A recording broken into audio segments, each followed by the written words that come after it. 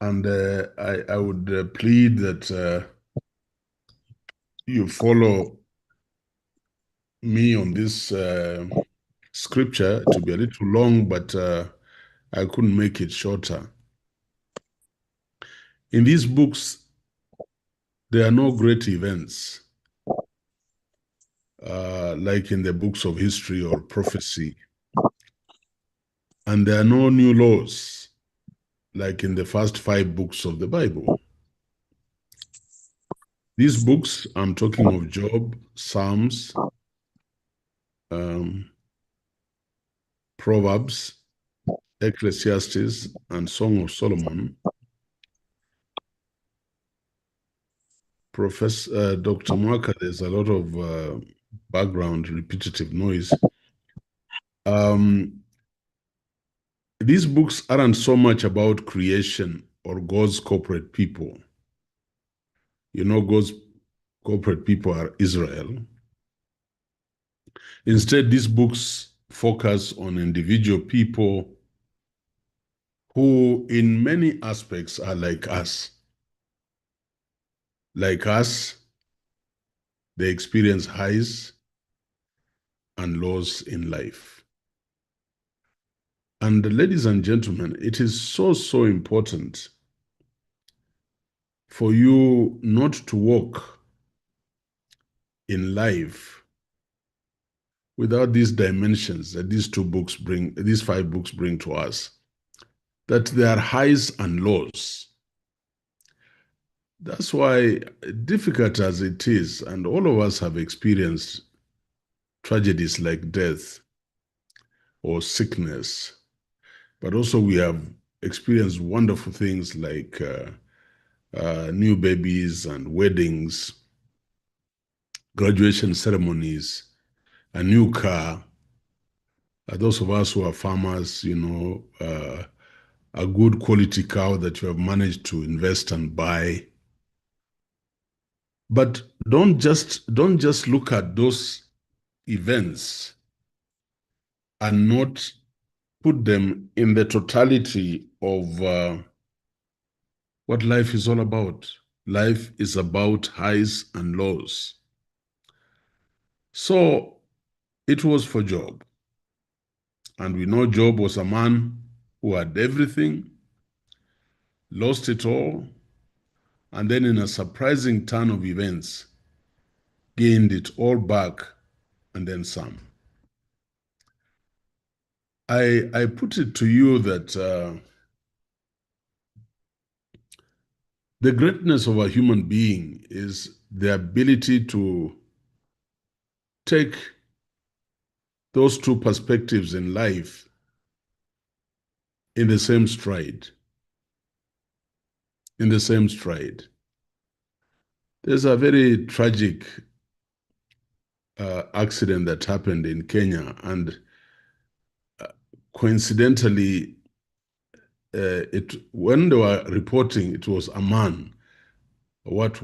And at that time, I think I was coming back from up country, and a wife and a maid are traveling from Kitale, and they get somewhere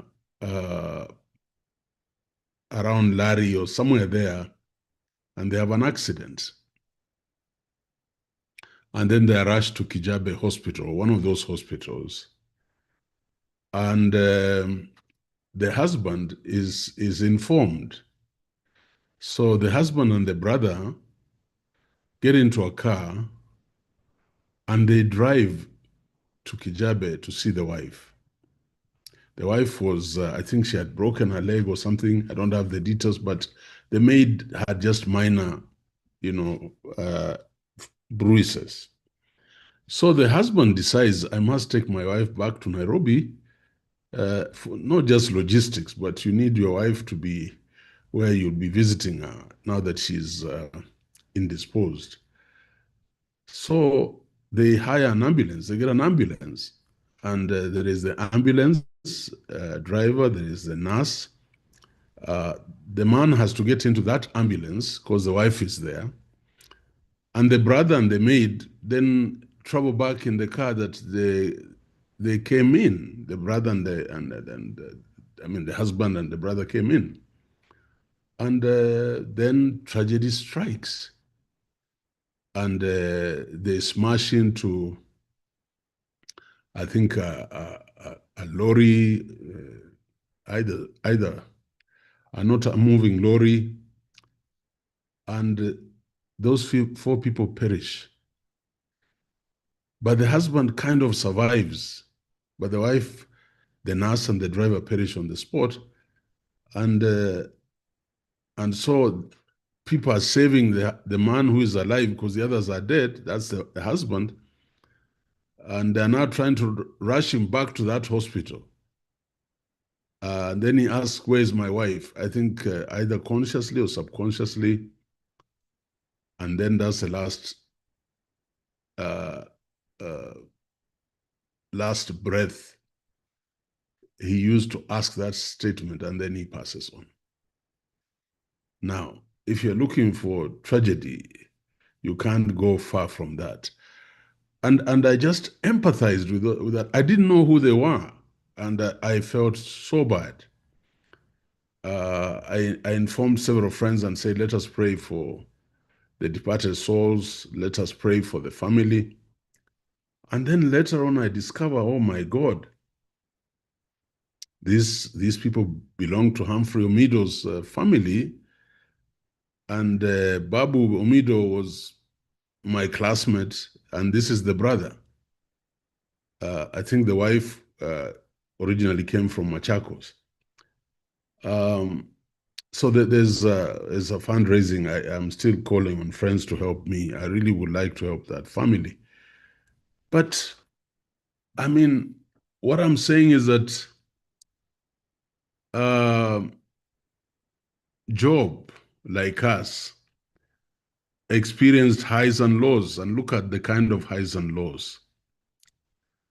Uh, and you know, Job, every time the book of Job comes out, it's about suffering and about God letting things happen to you that you don't understand because they aren't meant to. So, on the whole, Job speaks realistically about our suffering, explores the limits of what we can understand, and compels us to trust God completely. And I was reflecting on this and praying to God to give me the intuition to be able to articulate this message properly. Do you know that many of us, me included, until you become a true believer, you see life as inelastic. No, life as elastic. You see life as a continuum. You never imagine that tomorrow could be your end. That's very strange. Me, I think it's always important to do that because then you, like Job, you'll be compelled to trust God completely. So my message is that we can always trust God. In his letter to the Philippians, Paul talks about a peace of God which surpasses all understanding. Philippians 4:7. So, colleagues, and you are truly colleagues, I happen to have been born earlier, being reconciled with God, in other words, means that we can be more satisfied in God than in understanding we may have about our passing circumstances. And don't we see this over and over again? Don't we see this over and over again? There was a friend in Kitale, those who come from Kitale, a teacher, who they're coming from visiting relatives in Butere, and they perish and leave children behind in the same car. But I know when I say being reconciled with God and that we be more satisfied in God, this is quite a claim I'm putting across. But Paul says it clearly. And if you are a Christian, I'm sure you have experienced as much. So the reason why we must trust is precisely because we don't understand. You have heard somebody say, just trust me, when you don't understand. And someone who used to be a skeptic, I know that asking me to trust someone instead of understanding something can feel challenging, very challenging. But this doesn't make the requirement of trust any less necessary. The question I would ask you is, what is the alternative? What is the alternative? In fact, I put it to you, it is impossible to be a Christian and even a Muslim, because these two are Abrahamic religions. They believe in life after life after death. They believe in a central book, and they believe in a God. So, in fact, it is impossible to be a Christian or even a Muslim if we insist on living only according to what we understand apart from trust. Let me give you an example. Even with our relationships, marital relationships, just try not to be trustworthy or not to trust your partner. You see how miserable life will be. But when you trust, you are doing your things, you are all over. But when you don't trust, how many calls are you on the phone to call back home to find out where he is or where she is, and to insist you want to talk to the workman just to be sure that she's within the environments of home. So being a Christian requires that we trust God, even with the things we don't understand, such as why we suffer. And the good news is, therefore, there are so many reasons to trust God. But for this class, I just want us to look at two very quickly. I trust God because God is powerful. You know, I can't see any other entity that is more powerful than God. And it gives me solace to even want him to be more powerful. So the book of Job puts the power of God on display in beautiful and remarkable ways. The book asks us to contemplate God's creation of all things. Just imagine, where did these things come from? Where? Where did they come from? It reveals his power and his competency. And how did he create them? And how did they make how did he make sure that they are almost working in perfect harmony? So it shows how he providentially cares for every detail in creation, and how this care resounds to his glory. So I sometimes on my own, I always say, but God is more powerful than the greatest and the most fearful of creatures on land and sea. That is why colleagues and the Kenyans and even my brothers and sisters from other countries, and particularly those of us from this continent, one of the reasons we are actually the wretched of the earth is because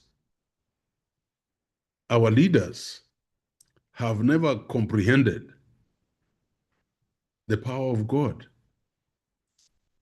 Because you have to humble yourself.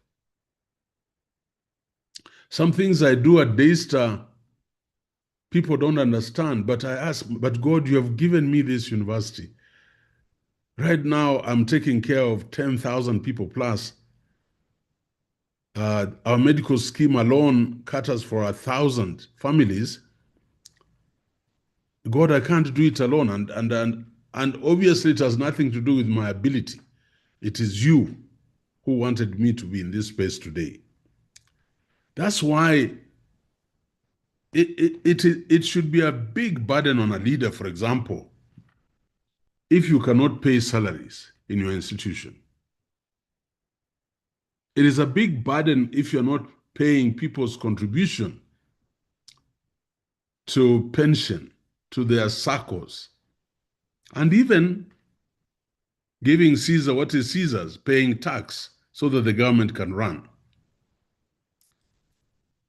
But you know, many of us, when we get into leadership, we are so mesmerized with positional equity that we almost think we have stocks or shares in that organization. It belongs to you. By the way, only by knowing that there is a powerful God will humble you as a leader, particularly if then you are made, God gives you the privilege to lead a country. You would do it in a manner that pleases God.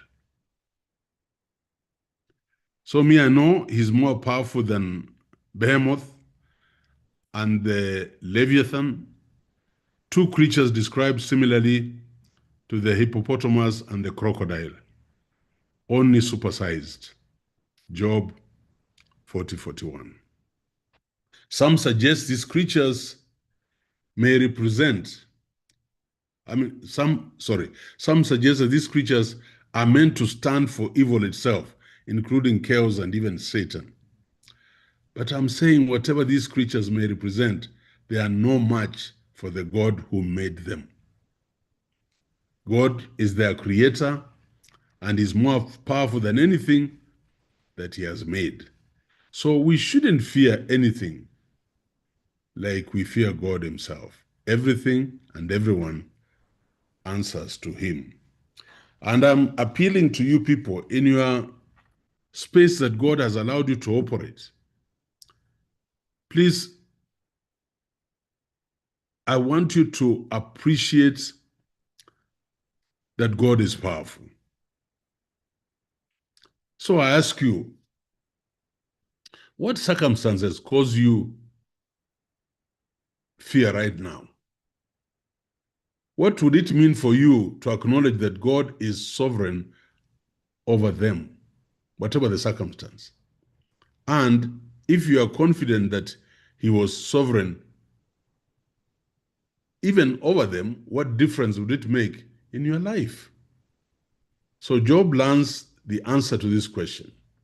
According to him, he had only heard of God before he suffered.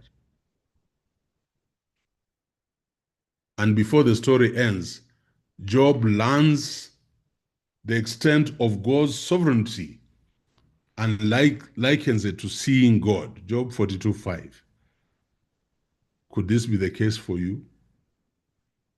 I don't know. The second reason I trust God is that God is good.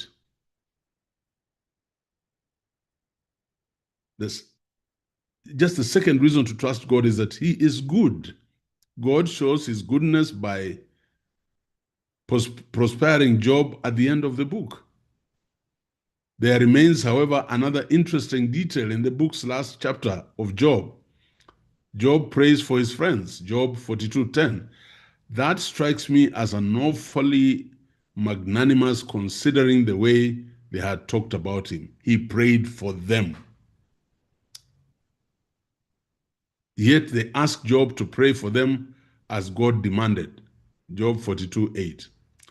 By this demand, God makes it clear to Job's friends that Job's suffering was not caused by his moral inferiority to them. No. In fact, rather than Job being in the wrong, they were in the wrong, which is why they needed Job to pray for them. It is also interesting that Job's responses to his friends throughout the book communicates a dismissiveness over the state of man's life. Yes, and we should really be dismissive over the fate of our life because we have no control over it.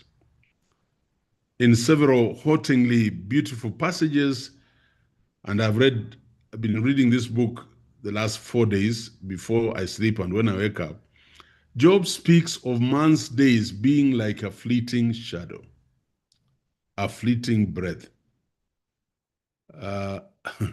This word fleeting, you search it for me. It is flying by faster than the weaver's shuttle, certain to return to the dust.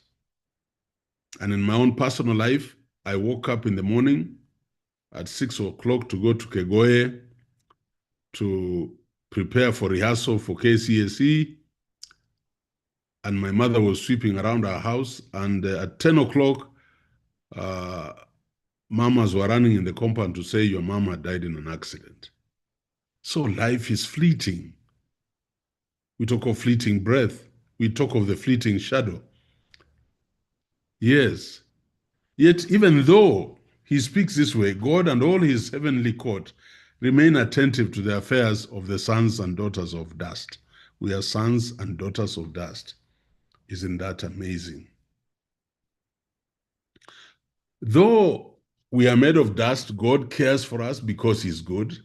And this is particularly clear in the introductory heavenly scene, that chapters 1 and 2, where God gives Job to Satan in order to test Job's trust. And I can go on and on and on. But the essence of my message is that Job's changing circumstances prove that his trust in God isn't because God has given him wealth or health. From this, we learn that true worship of God is not dependent on circumstances. We can and should certainly give thanks for good circumstances, but true worship recognizes God's supreme worth over the greatest of temporal blessings and the worst of worldly woes. And I would like us to reflect on this. It's a very interesting reading. And I just want to say, as I conclude, God is both powerful, or God is both all powerful and entirely good. Let us pray. Father, we come before you this evening, before this class, and we have reflected diligently on the essence of the book of Job. And Lord, two things come out clearly: that you are powerful and that you are good.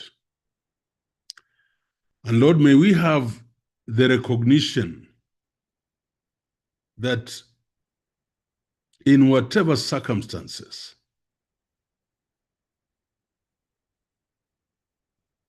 we must trust you and your character. And if we did that on this earth, even in our earthly missions, vocations that you have given us, we would be able to serve your people, serve your kingdom with amazing humility and gentleness. And so God, teach us to humble ourselves, and teach us to know that suffering produces trust. And so many believers choose suffering so that they can wholly trust their lives and everything they do on this earth in you. And so even in this mission of this Cohort 3 class, we surrender it to you. because you are powerful and you are good. In Jesus' name have I prayed and believed. Amen. Amen. Amen. Amen. Amen. Amen. Yes. The book of Job. And I was telling my people, Caro and Magdalene, and please occasionally just circulate some of my spiritual dispatches. God can use you as a vessel. I don't have a collar, by the way. I'm not a bishop. I'm not an ordained person. But God can use you. Like today, he asked me to strongly put across this message that the sufferings that surround us are intended for us to trust in God even more. One or two reflections, then and I appreciate we have overshot the time, but I'll make it up. Yes. Any Yeah, Prof. good afternoon. Yes, yeah. Yeah, good afternoon and good morning. Thank you so much for this. And I just want to thank you because of reminding us of how God is good and how he is great. And back in 2002, something happened to me, something that I thought that was the end of my life. In fact, I went into a small depression downwards until a great friend of mine bought me a book that is called Holding On to Your Faith, Even When God Does Not Make Sense. It is by Dr. James Dobson.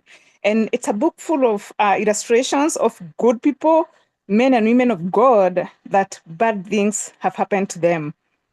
And that book has carried me until now. And many things have happened that I didn't even imagine they're going to happen from since until now. And I want just to support that God is good, he is great, and even in suffering, we persevere. And one of the things that I carry from that book, it says that we should have a basket behind us. For the things you don't understand and for the things that don't make sense, put them there because God is good and he has got good plans. So thank you so much. We appreciate that. Thank you. Thank you, Anne. Sophie, then Caroline. Okay, good morning, good afternoon, good evening, wherever you are. Thank you, Prof, for sharing with us from the book of Job. There's one thing that is so outstanding, maybe I could add. When Job went through all these problems, the last time God appeared or spoke was when he allowed the devil to test him. But again, all the time when Job was going through the hardest periods of his life, God was silent, and then he comes back way later. If you look at chapter 38, 39, 40, up to 41, those are the verses when God now comes to respond to Job. God did not come to explain himself. He came asking question after question. Job, who created this? How do you know this happens? There are so many questions. And those questions God was asking made Job realize that there is a God in heaven who is ever powerful. And indeed, God is good. As we see from the book of Job 42, verse 1 and 2, I know that you can do all things. No purpose of yours can be thwarted. That was Job when now God had come and responded in questions. Verse 3, you asked, who is that obscures my plans without knowledge? Surely I spoke of things I did not understand, things too wonderful for me to know. The pain, the good things that happen to us, God allows everything. There's no surprise to God. He allows everything for his glory. Thank you. Thank you very much, Sophie.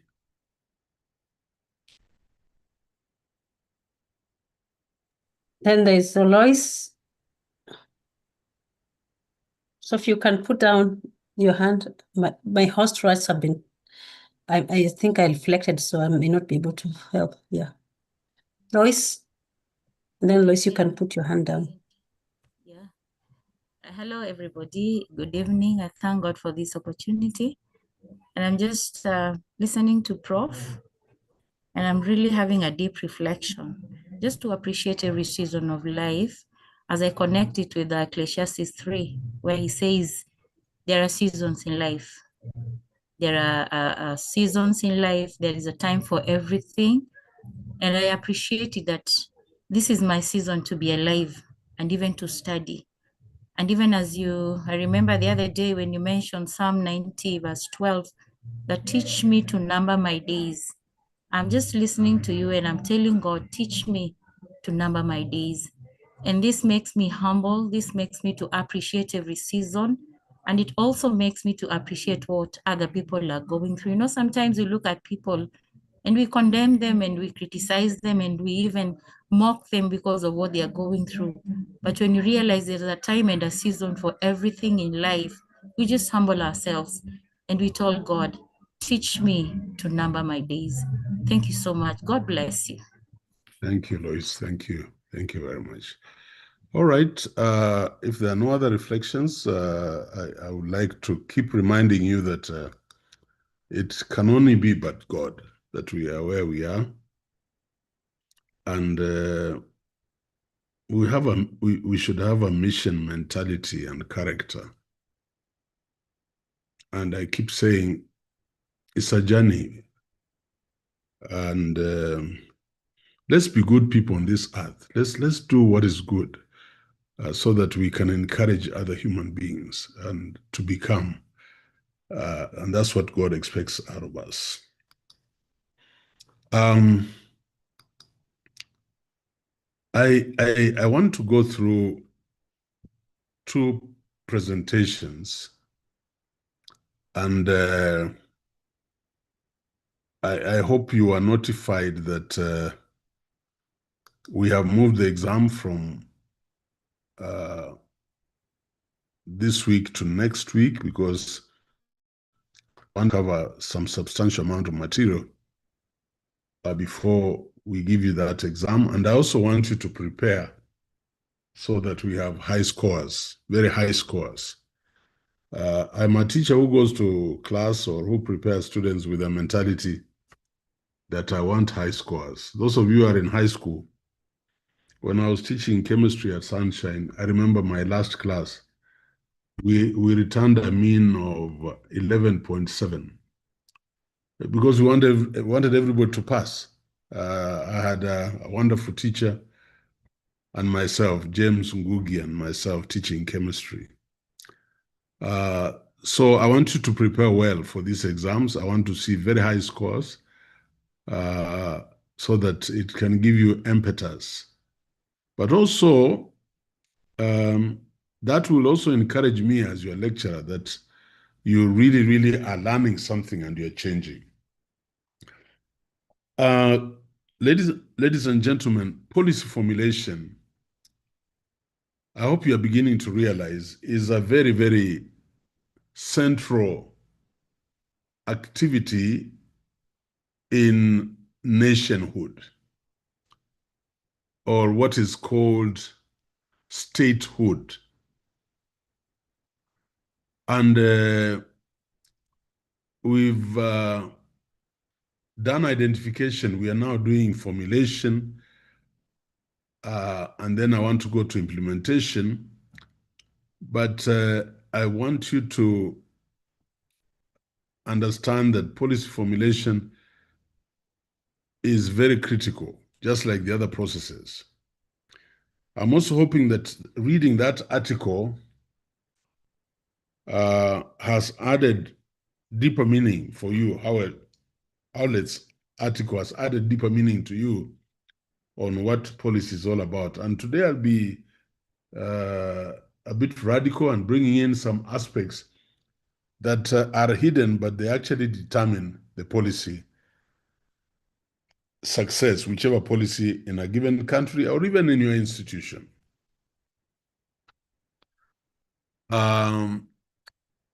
And I am belaboring to explain the policy formulation process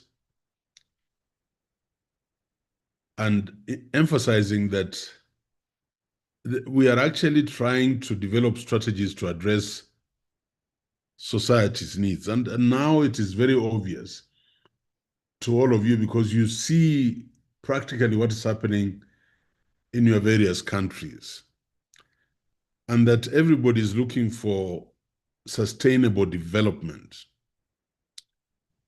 And so when you get these slides, when I've said illustration and we don't give the illustration, you look up that illustration, flowchart of policy cycle stages, so that you know where we start: identification, formulation, implementation, adoption, and evaluation. So if you look at this cycle, there is agenda setting, identify and prioritize policy issues. In the African context, those are the party manifestos.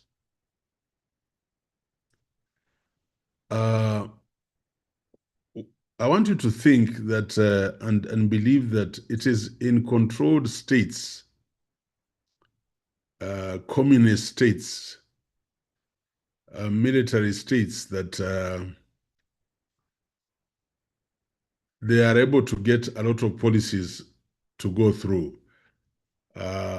Those of us who have enjoyed the ambience of Kigali, anytime I go to Kigali, I don't want to rush back. I'll take a day just to enjoy the ambience of a city. There is strictness around there. So in the agenda setting, identification and prioritization of policy issues sometimes becomes a matter of life and death. Then there is policy analysis and research. You gather data and analyze policy options. That is scientific. There is policy drafting. You develop detailed policy documents. Then you go into implementation and planning. Implementation planning. You develop strategy for policy execution. And then there is policy adoption, approval, and formalize the policy either through parliament or in our school settings through the boards of management or universities, councils, senate. And then you get consultation and stakeholder engagement. And you engage stakeholders and gather feedback and so on. But number 5 can come before number 6. I'm sorry. I've gone through this without bothering about the sequence. But I hope you see that for me, sometimes it doesn't really matter. You can be radical. So you can go on the sequence: agenda setting, policy analysis and research, policy drafting, consultation, and stakeholder engagement. But if you are in the setup, in some places, you know that one of the most abused stages is stage number 4. So sometimes you wonder, why don't we just draft, adapt, and implement? So we'll be having some discussion on this slide after I finish the first part of this presentation. Sub-Saharan Africa has unique socioeconomic and political landscape, and we have major challenges. By the way, when I was born, when I was in primary, secondary, and working, these have been the major challenges in our world, in our ecosystem: poverty, disease, and education. We have not managed to improve these things 50 years after independence. And that statistic, the percentage living below the poverty line, is growing. Is growing. And we shall pause and have a discussion. But let me bring up something that we were talking about the political situation. Let me bring up something that will be of interest to you. Let me look for the right slide.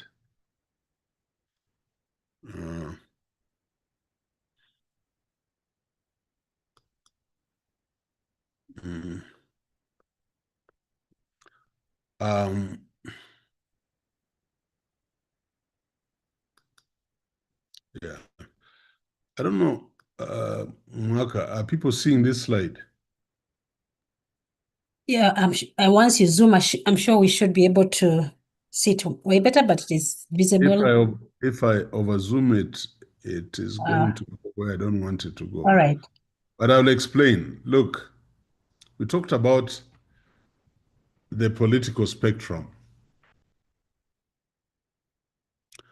We have the radical political leaders in this world, and they are to the far left. Then we have the liberal, this one's liberal, they are left of center. Then we have the moderate, they are in the center. Then we have the conservative, they are right of the center. And then we have the reactionary, they are far right. I want you to reflect in your own country and tell me, where is your country in this political spectrum? Where is it? And you know, we have to be very definite of where we are as a country if we are going to implement policies. Every item in this world, in every home, can you imagine in every home, every item is basically from China. And you'll agree with me that the communists are very radical on this continuum of the political spectrum. When you go to the United States, we have generally conservative. Even the Democrats there are not radical, they are conservative. And so I want you to bear in mind, as we talk about political dispensation, it is a very central aspect of policy identification, formulation, and implementation. And I'll also want to call for some discussion. So,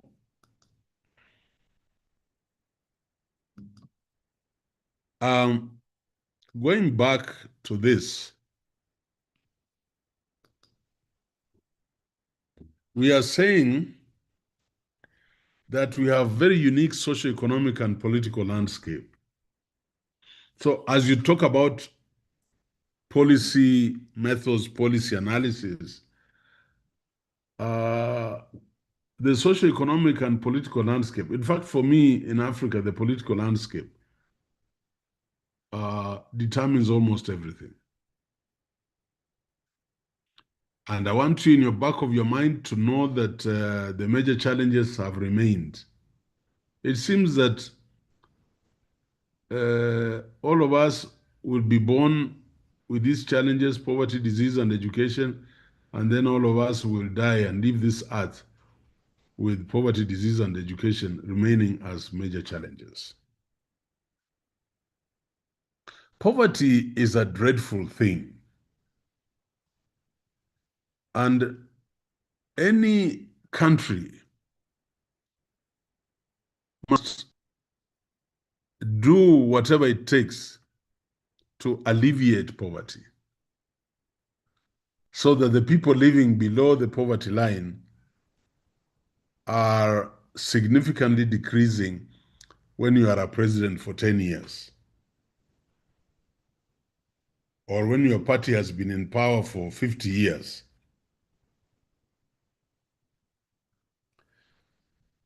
The elements of policy formulation,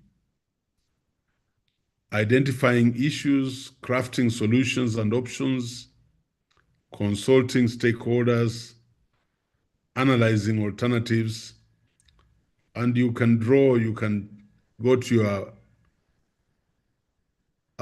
library and pick a Venn diagram showing these elements intersecting each other. You will definitely get questions in your multiple choice around this.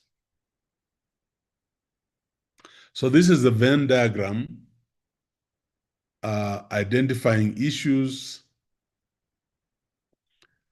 analyzing alternatives, consulting stakeholders, crafting solutions and options.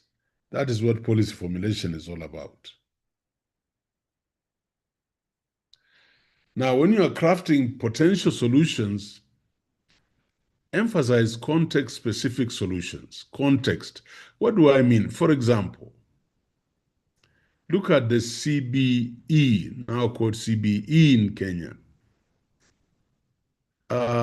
You must have context-specific.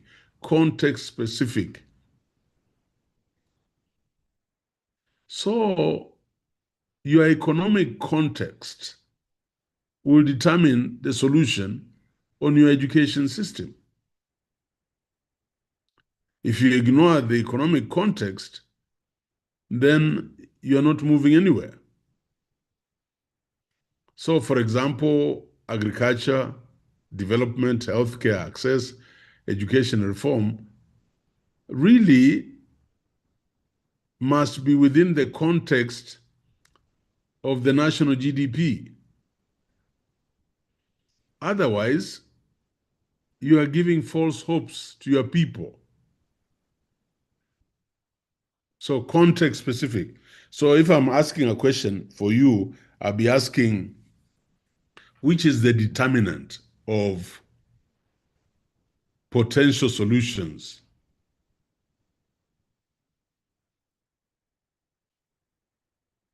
Beyond policy, it is the context specific aspect.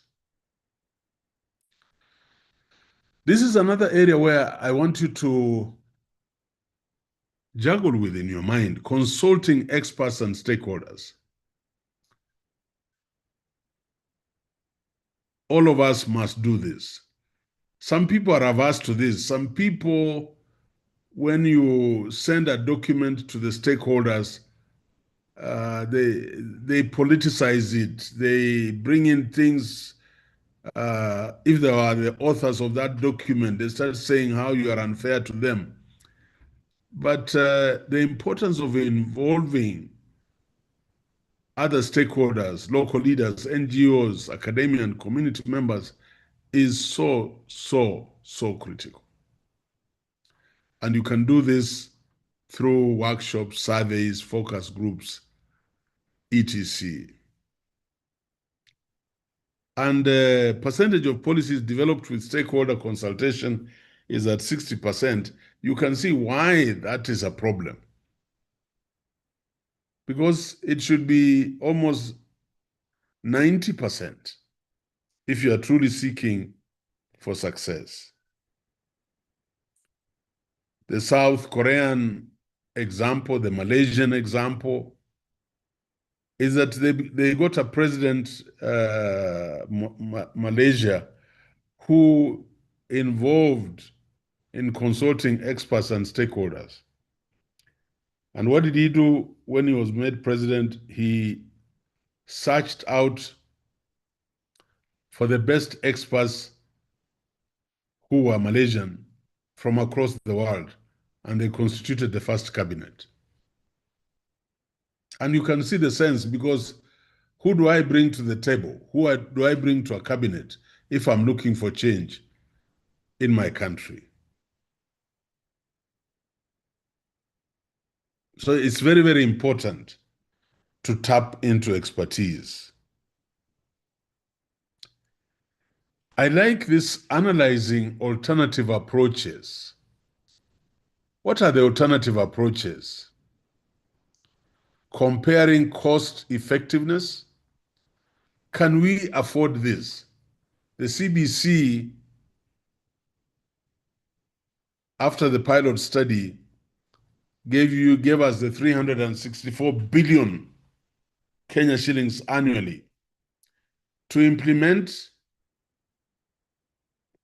that pre-unit to grade 4. It was obviously not going to work. It was not feasible. So if you don't analyze alternative approaches, like, hey, let us put up labs in every primary school, 3 labs for the 3 sciences, and let us have a computer lab, but with adequate connectivity for teachers to work with the laptops into classrooms and project. We will have caused revolution, but it will not cost us as much. And we will be improving on the 844 system. So all of a sudden, there's no alternative but CBC. So use of evidence-based research is very, very important. And when you are revising for the exam, I want you to look at the decision tree analysis that I'm sure you met in the paper that you are reading.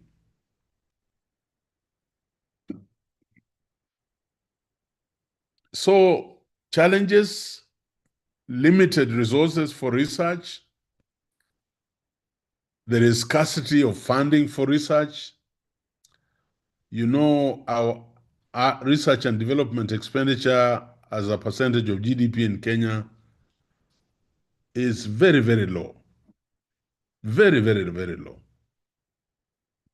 So we don't do it. We don't put much there.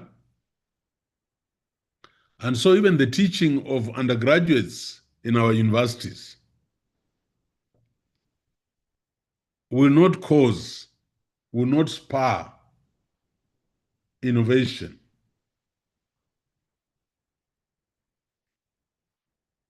There are also data collection issues, and I hope you're going to do your thesis.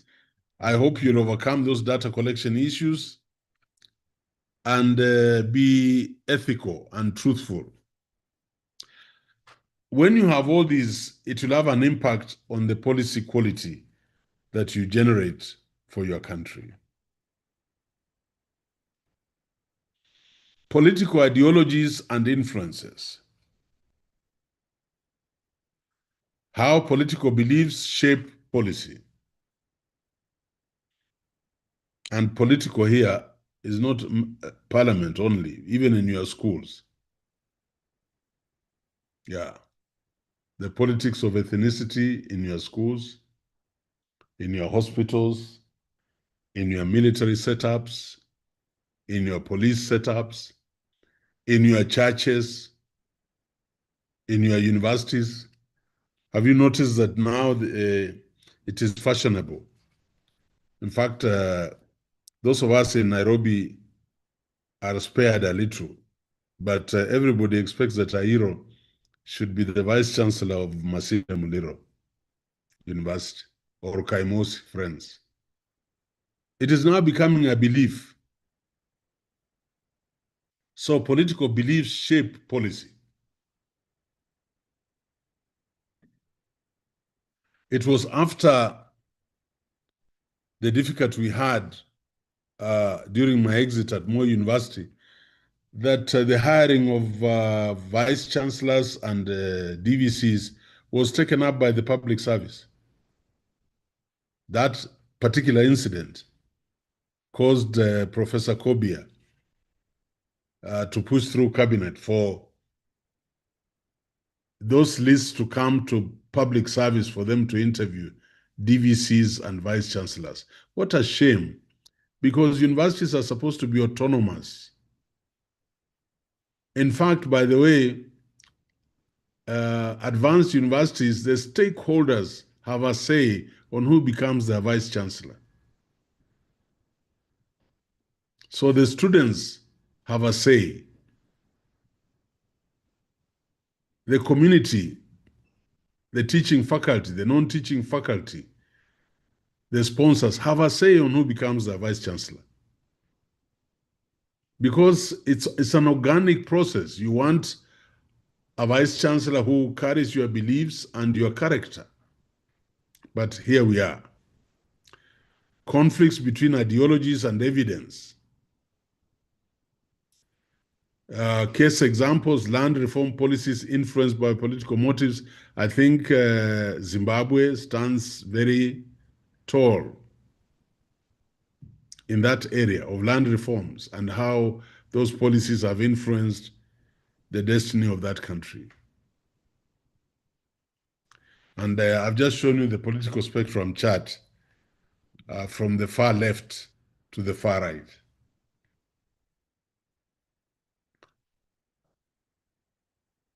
Agriculture policy in Nigeria, the problem, food insecurity, the solution, invest in agro-technology and infrastructure. The challenges, what are the challenges for Nigeria? The challenges for Nigeria faced political resistance and, of course, resource constraints. And you can see how agriculture is so critical. 23% of the GDP contributed by agriculture. So I don't know if we have anybody from Nigeria, or you can give us your experience of policies around food security in your country.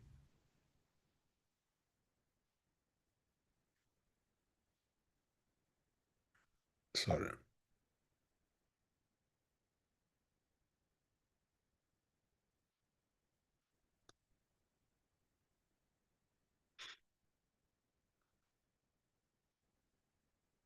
So how do we overcome challenges?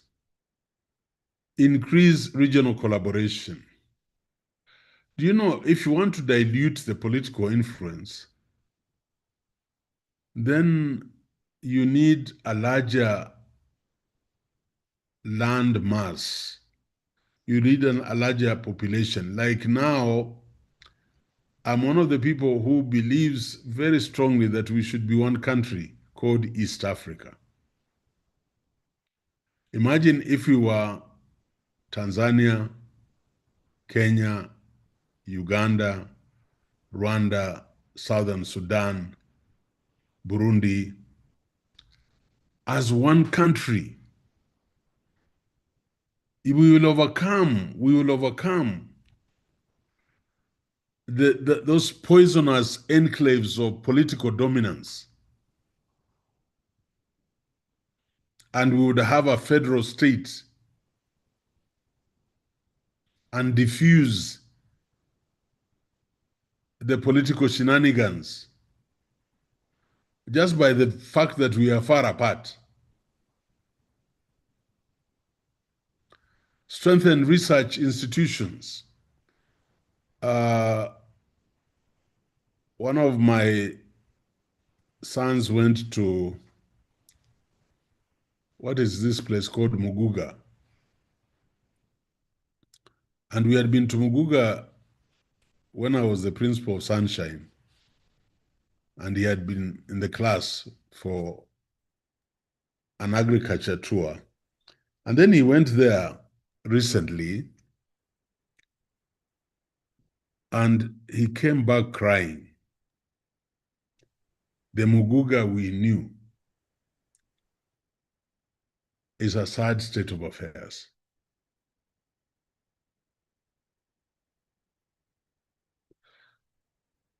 Promotes transparency and evidence policy making. And you can see the dragon, which must be slewed. I don't know what the English word is, to allow us to have evidence-based policy making.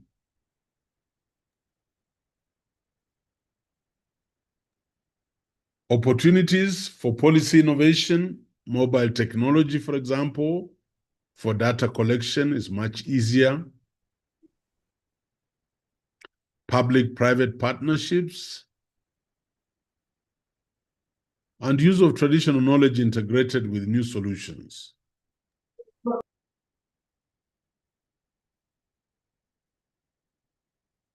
And look at mobile penetration in sub-Saharan Africa, 80%, very high.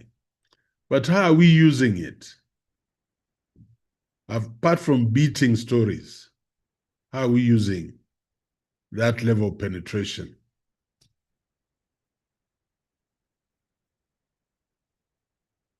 The future outlook, potential for sustainable development policies,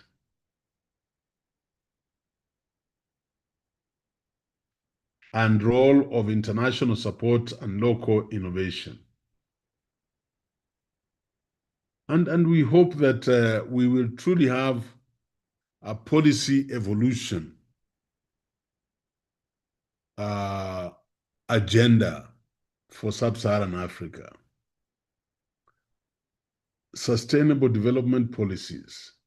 I don't know whether we understand that, and I'll keep taking you back to the slums in the country. The other day I went to Barry's Professor Sister Lando's mother in Kakamega, and we passed through when I was growing in Kakamega, when my father was there as a driver, the houses at Kambi Somali were much, much better. When we went through there this time, even the roads, now you need a Prado to maneuver the roads, or not. If you don't, then use a motorbike. Life has deteriorated so much. Then I ask myself, these fancy words we use, like sustainable development policies, are they of any consequence? Or we are just talking words? Maendeleo, tunaleta maendeleo, we are doing empowerment. It is not sustainable. Do you know that when I was working for the county government as a consultant, we had a grant from the World Bank in Kakamega to build a sewage line, a sewage system past the National Cereals Board, Uko, Shikambi area. And politics went in. After the construction was midstream, and you know that actually the truth is, and I was the chairman of the Kakamega Water and Sewage Company, the truth is that Kakamega does not have a viable sewage system. Even water they didn't, until we looked at Kakamega and we saw Kakamega in a depression. And we asked ourselves, where would we put the highest reservoir for water? It is not at Golf Hotel, within the depression itself.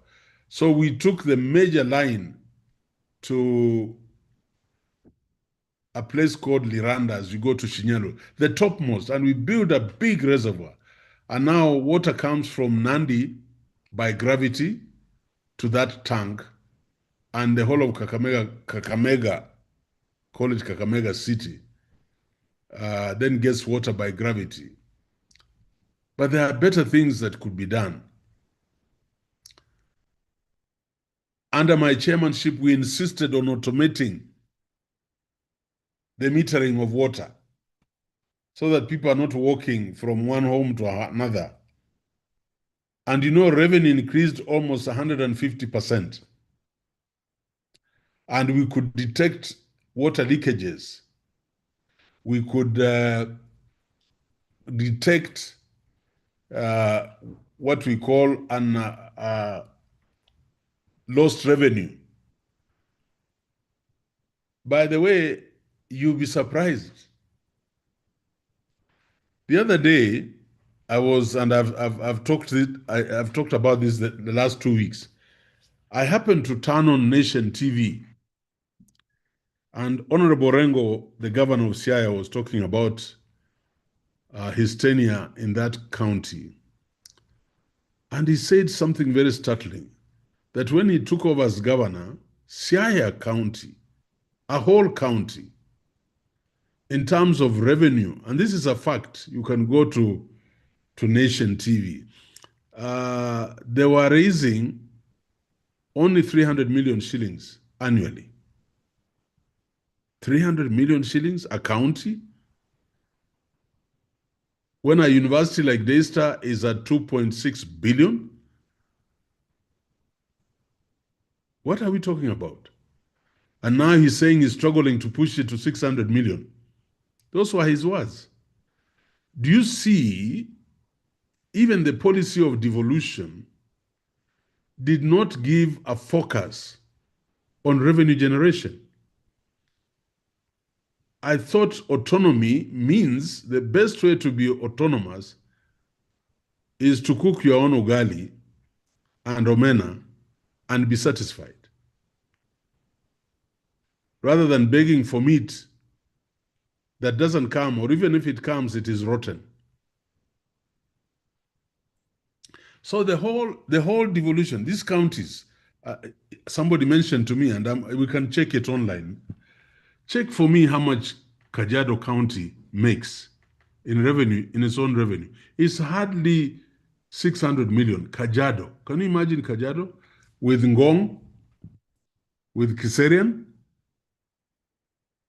with Kitengela? How? But do you know why we are not making that money? Because we don't have policies that will enhance service provision. Imagine if you had elaborate water supply to every home, to every house in Kitengela, in Ngong, in Kiserian, and you had a viable sewage system where you meter the sewage, you meter the drinking water, you have proper roads. Kajiado should be making, 4, 5, 6 billion shillings easily. But what is happening in the counties? We are all thinking about national treasury.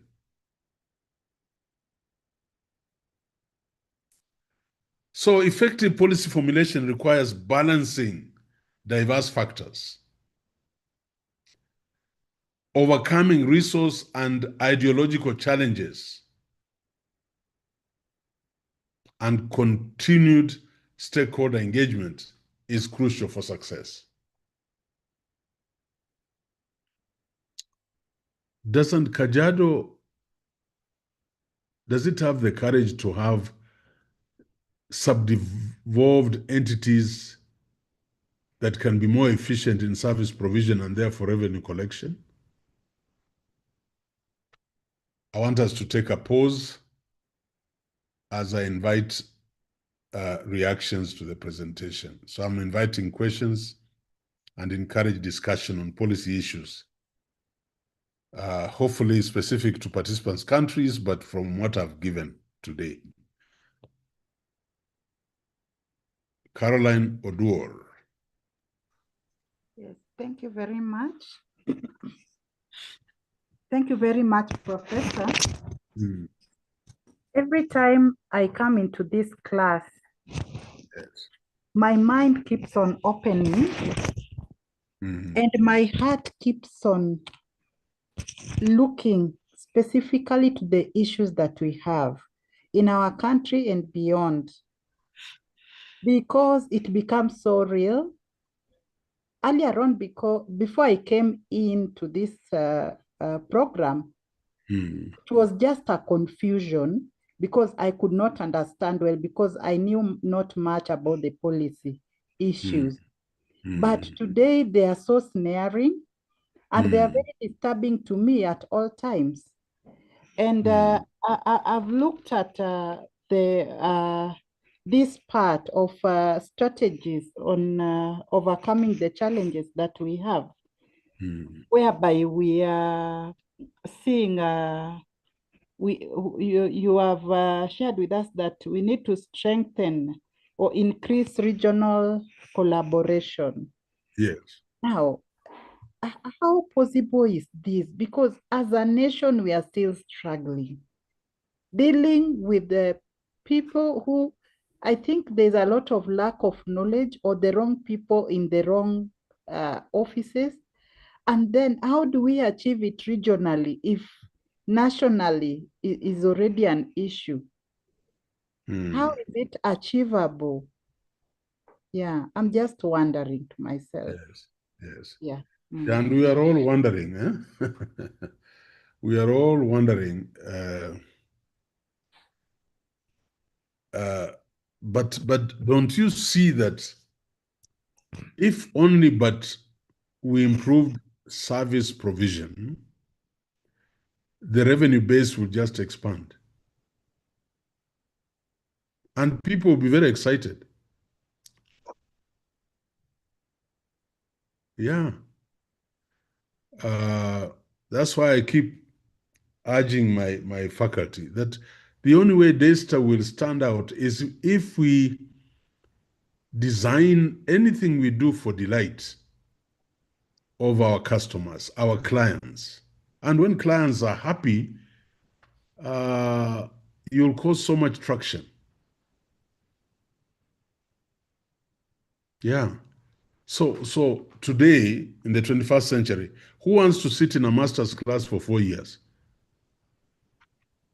Nobody's bothered whether classes are being taught. Nobody's bothered whether students are being supervised. Nobody's bothered. So you are looking for a lecturer. They are telling you, let's meet where? Oh, I'm in this place. I'm in Kitengela. I am where? Who will?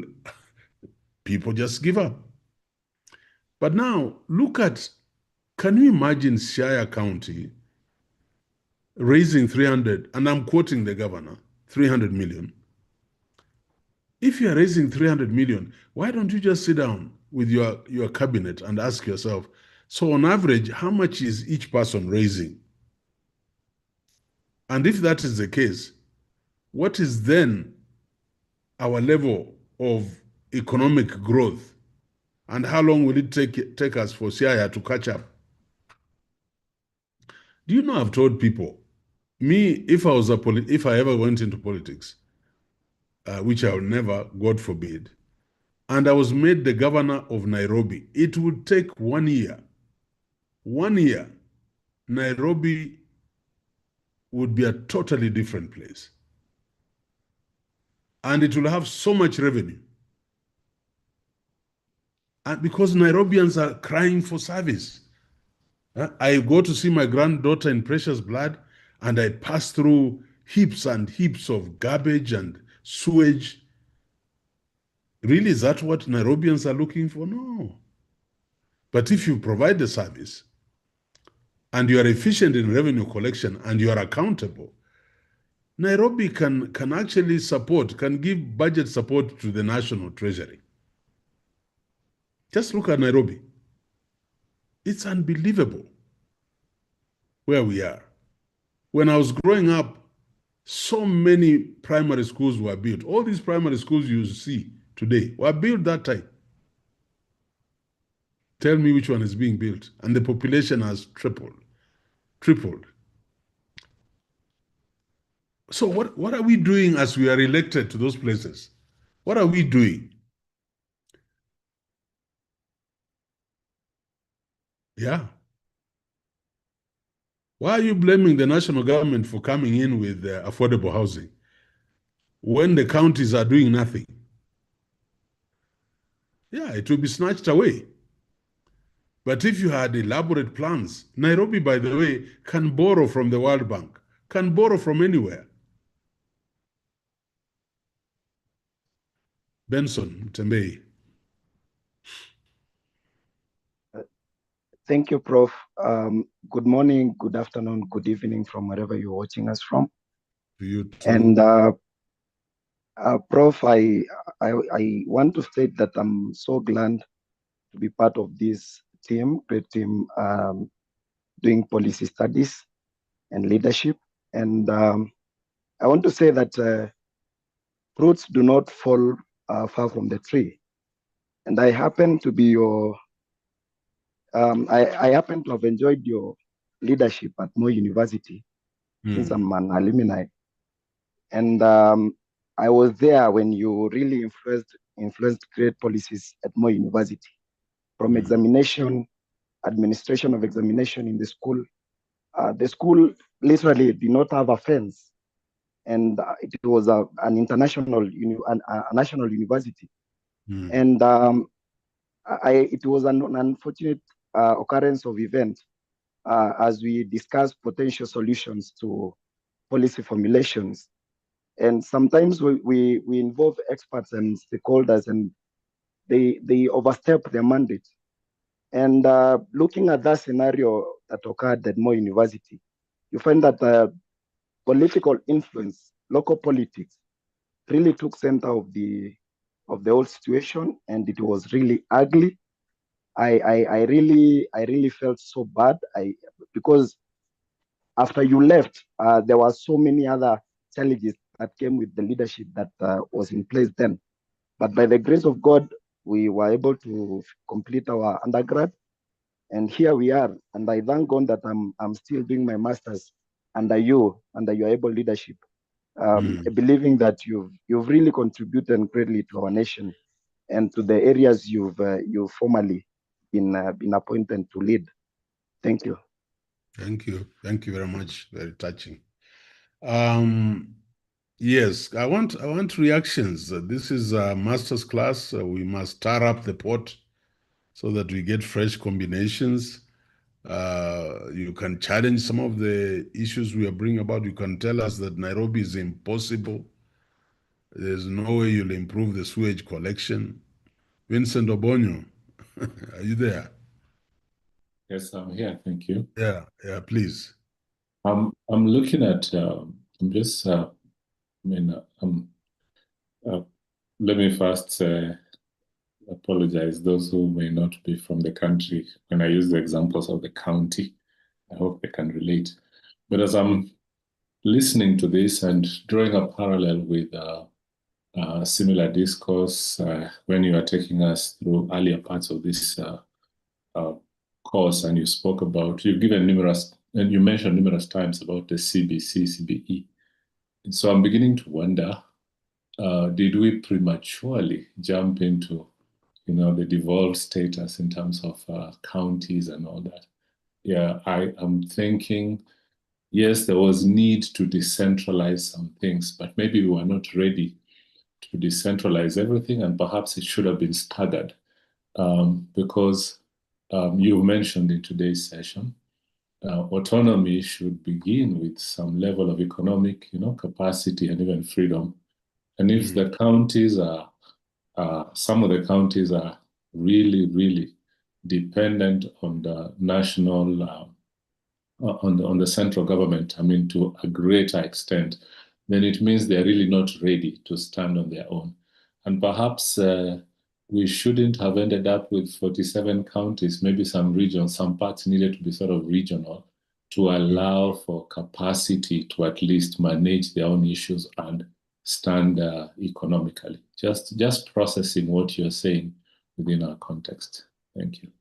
Thank you. Yeah. And now you are the brains that will run Kenya. So I hope the message I'm pushing is that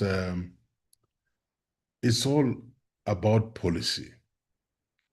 So you must be very rigorous and scientific in your policy identification, formulation, implementation, adoption.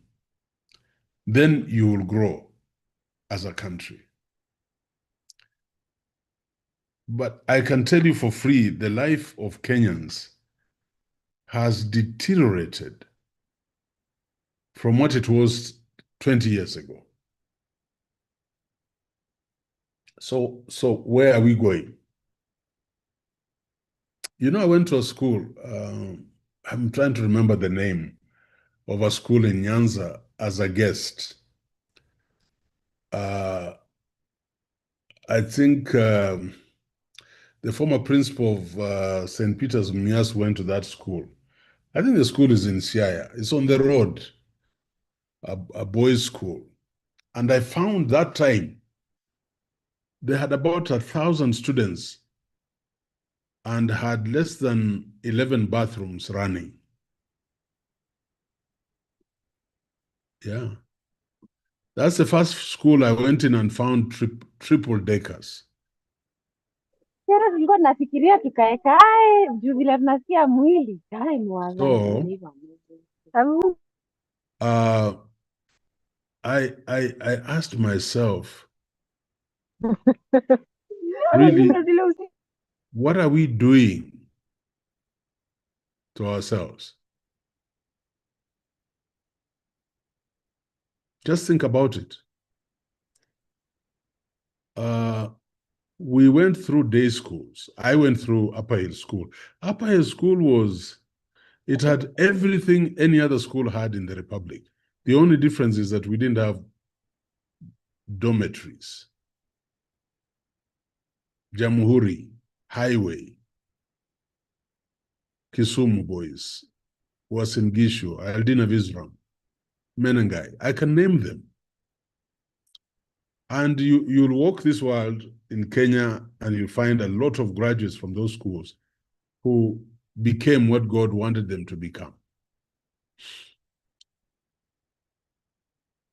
And then the craze for boarding came. I would go to my school, Upper Hill, as a board member, and I would get tired.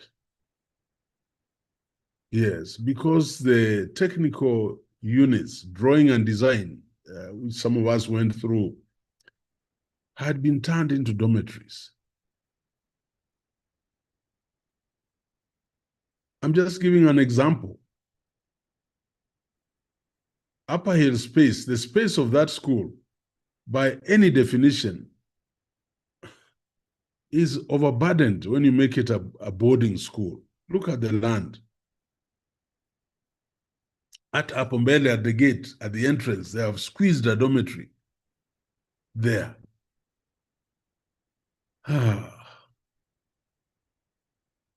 Those are policies. When you walk around and you insist that you're looking for 100% transition, then heads have no choice.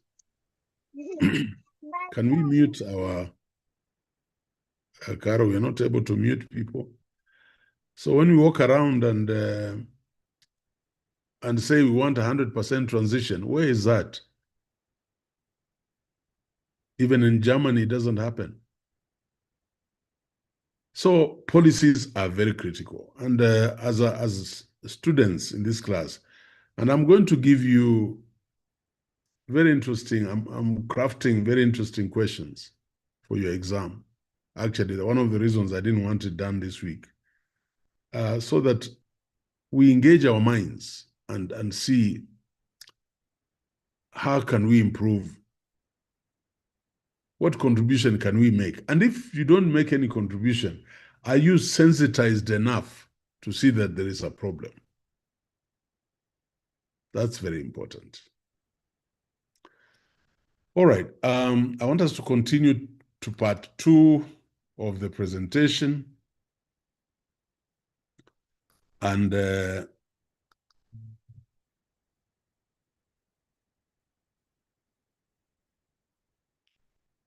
this a part 2?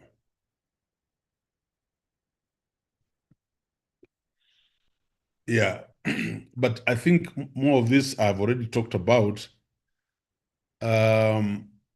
But I want to illustrate that issue identification. Yes. This is Magdalene.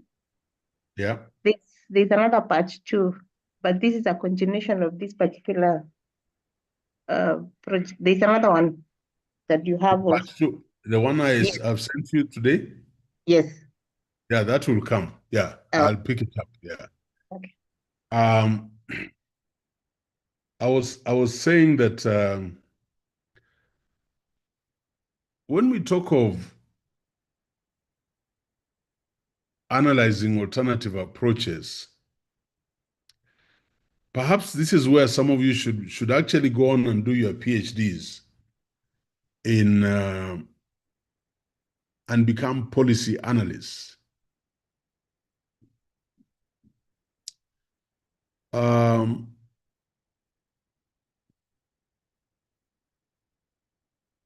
What is the question I'll be asking you over and over again? How do we get different options as alternatives based on their feasibility, the cost, the impact, and sustainability? How do we do it? How do you push research into the center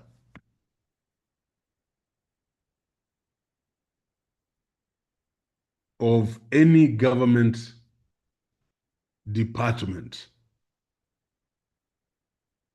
Because the funding is very scarce.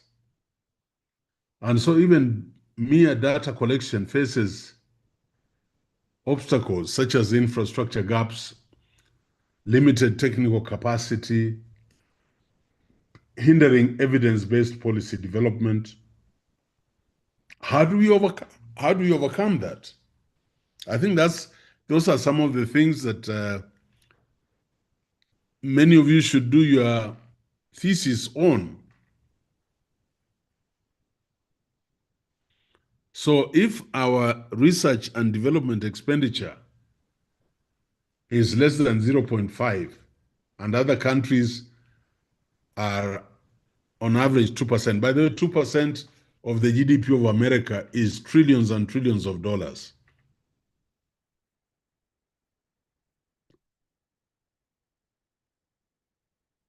And it is evident, limited academic publications from sub-Saharan Africa, patents, innovations. How do we do that?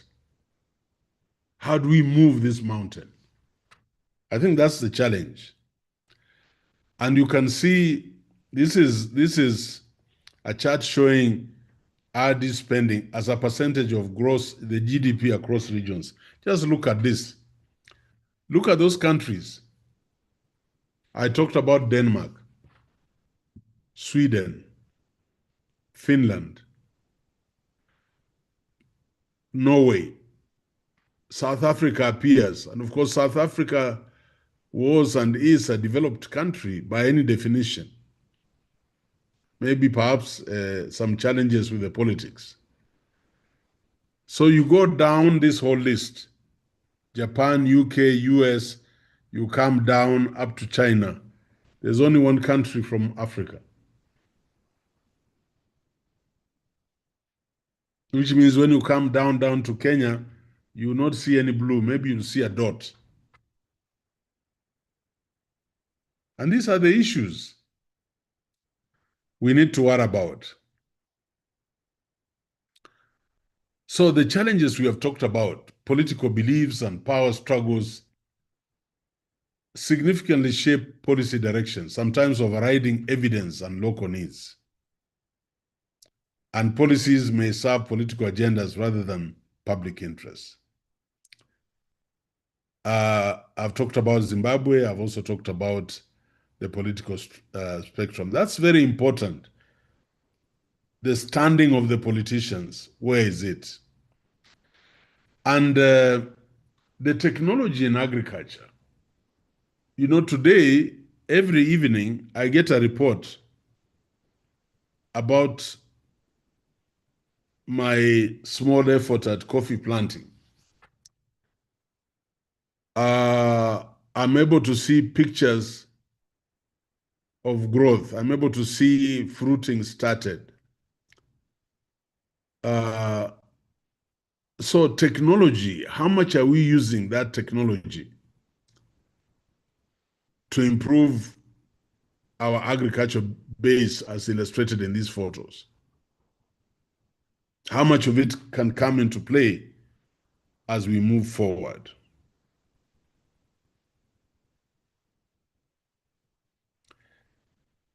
And I'm just summarizing what I've said. We must enhance policy success by strengthening regional cooperation. You know, I want to submit something. One time, President Museveni was giving a lecture why he had bought, I can't remember the figure, but he had bought, I think, 50 million. They were supplying 50 million coffee seedlings to farmers in Uganda.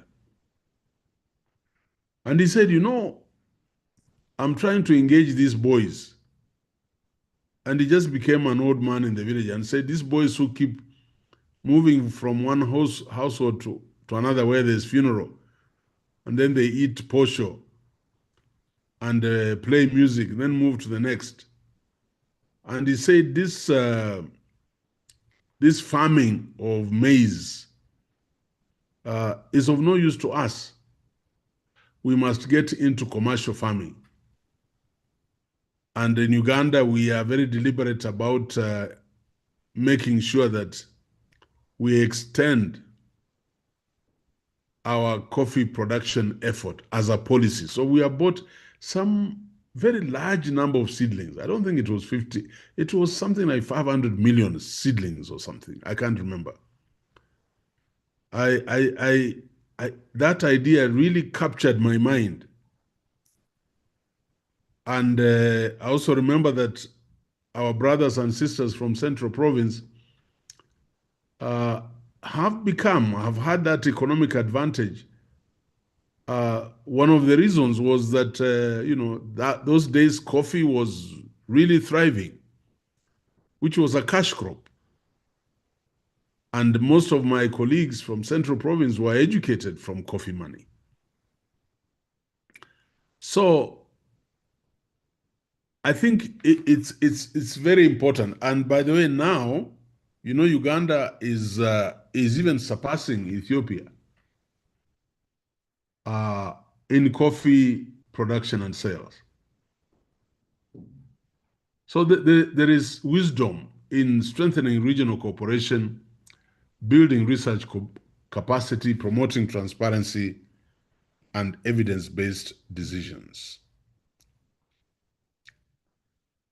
And I think advancements in technology present new avenues for effective policymaking in sub-Saharan Africa, and even you, as you go to do your research, don't do it the way we did it today.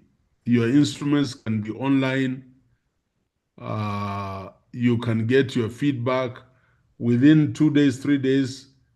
Using a statistical package, we'll have analyzed your data for you, and you have the results to interpret. And given our outreach in mobile phones, I think it can facilitate real-time data collection, improve service delivery, and enhance communication between our governments and ourselves. I think we have had examples of mobile health programs improving maternal and child health tracking, mobile money services expanding financial inclusion, and of course, traditional farming practices combined with modern science to enhance productivity. So we are now saying, we have now realized, kumbe nduma was better than bread. We have seen cassava is so sweet, and that brown ugali is more healthy than white ugali, and sweet potatoes are now the preferred dish for breakfast for most at least East Africans. Bananas and so on. That ends that part of part 2 of part 1. And because of time, I want to quickly go to part 2. But it is 7:30, we'll take 15 minutes break as we set up the second part of policy formulation. I'm spending a lot of time on policy formulation before I go to implementation and adoption. Over to you, Ayiro. Right. Thank you so much, Prof, for that. And do we have any before we take up that break? Any questions? So that when we come, we just start off? Or you internalizing? All right. So take up a break for 10 minutes, and then you can join in as we come and ask up the questions there. And then we can come. So I'll put a timer there. Oh, so I'm not there. Prof, if you can, I don't know if if you can put me like a host. I think when I dropped off, it gave you, then I can give you the co-host, and then that helps me to share if I need to share anything, if you don't mind.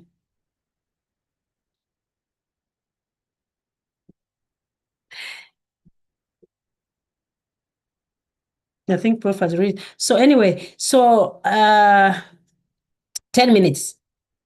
For 10 minutes from now, it is 3:00. So whatever time is it at your place or whatever, it's 10 minutes. We come after that. Thank you.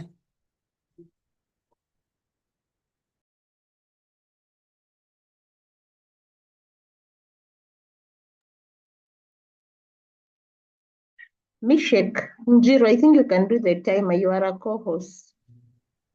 Hi, Magda. I've tried that, and it seems like I've never been used on this Zoom. So it's telling me to sign in so that I can add that up, the timing. Oh, okay. Yeah, and somehow I think because it's licensed with several, so like now if I join in, it tells me there's another host, so I can't take up I can't claim host.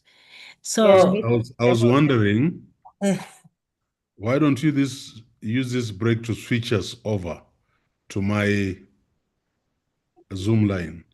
No, Prof, it's actually, there's no problem. There's no big deal here.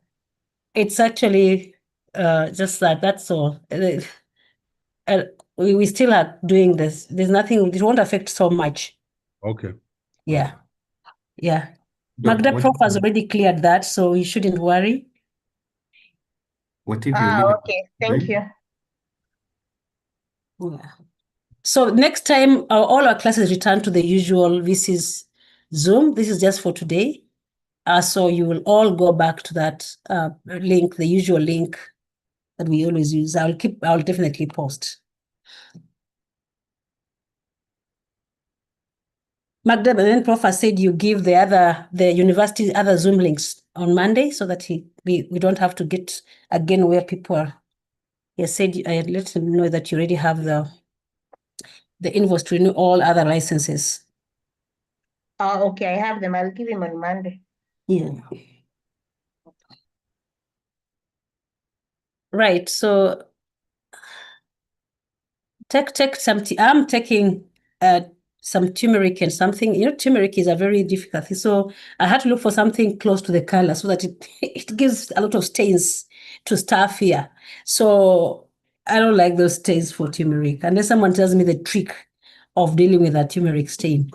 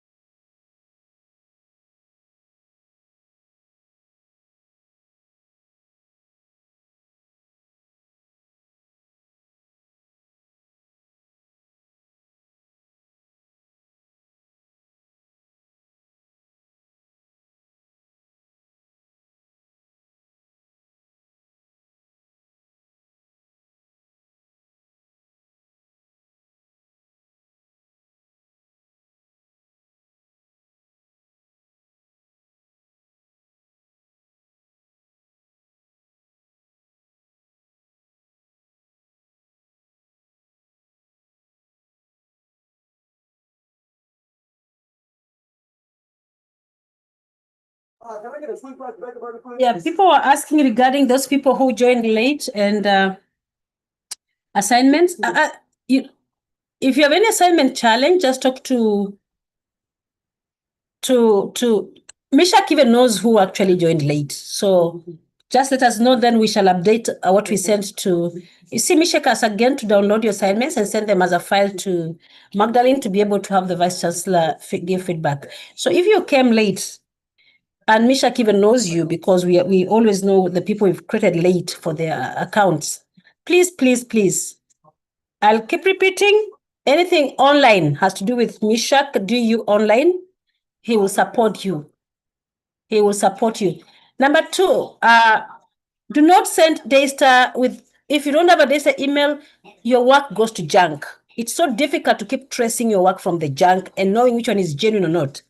So whenever you're a Daystar student, try your best and use Daystar email to communicate. Otherwise, even if I went to junk, I wouldn't know it is you. I would pick maybe the ones that I know I'm supposed to look for, but not necessarily you. Always have Daystar. That's the only best way to communicate officially to Daystar. So if you came in late and you have a challenge with the assignment submission, as I say, Mishak is ever an angel. He always supports. I don't know if you have male angels.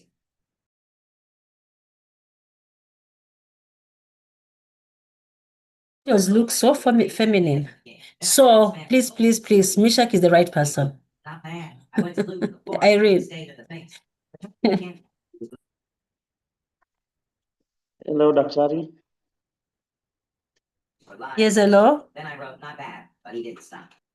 The concern is just about the assignments which had already been locked out before we joined, those who joined late. Will we be able to access them? Yes, you'll be able to access. The only thing it will tell you expiry. As I said, always just let Mishak know. We are in control of the online. We are in control of every button. We are in control of extending your time or not extending your time. Yes. Thank you.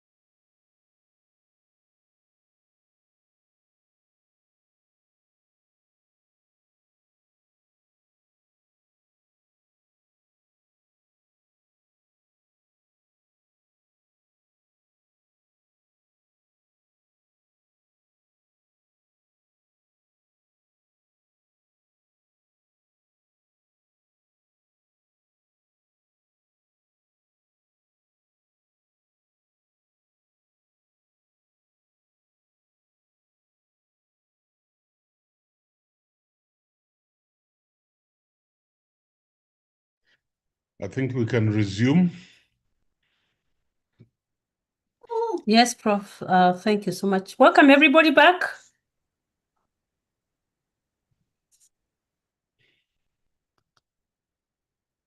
Mm.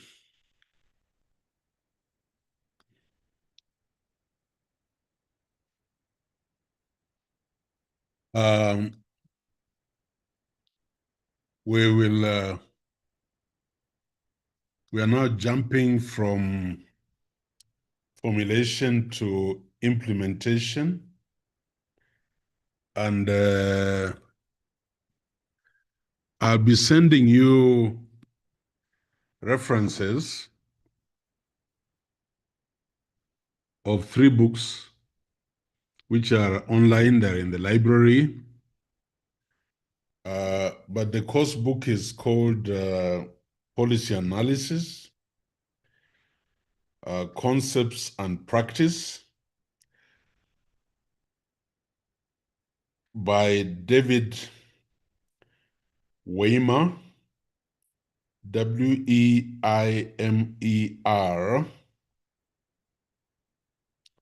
and Aidan, Aidan, Vining, Fining. So you should be able to go to our data sources. There are 1 or 2 chapters which I'll be referring you to this book. There's an interesting chapter on rationales for public policy. And it just presents very interesting reading, just like what you are doing, annotation and summarizing there, the other one.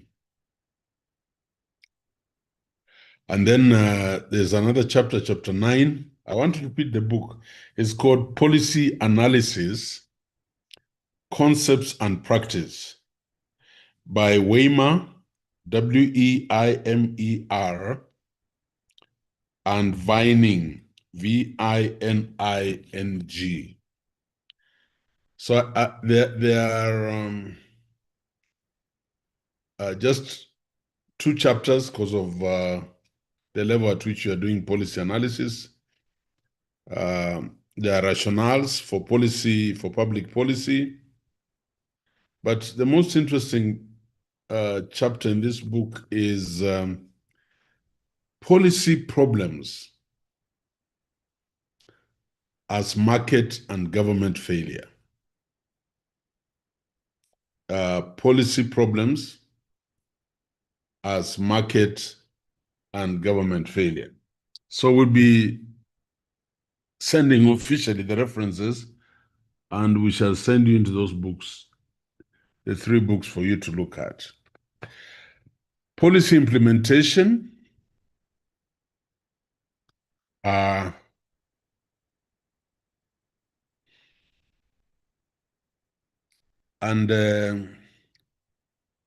I want you to go for the, not 5th edition, go for the 6th edition. They need to go for the 6th edition. But if there's no 6th, they can use that 5th edition for their reading.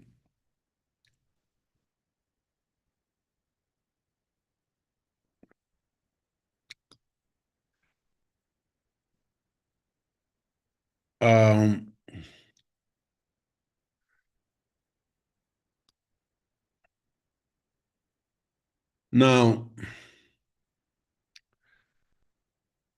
understanding policy implementation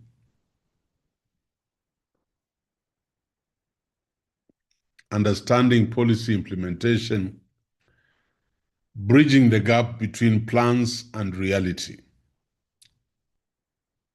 Plans and reality.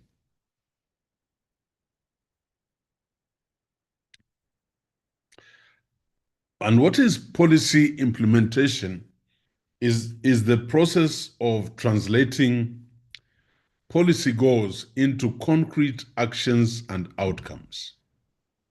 So implementation now, you want to get the desired results.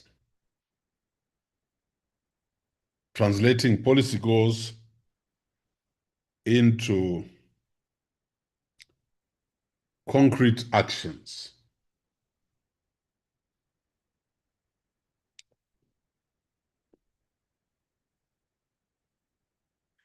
Studies show that up to 70% of policy failures are attributed to implementation challenges. Now, this is catastrophic.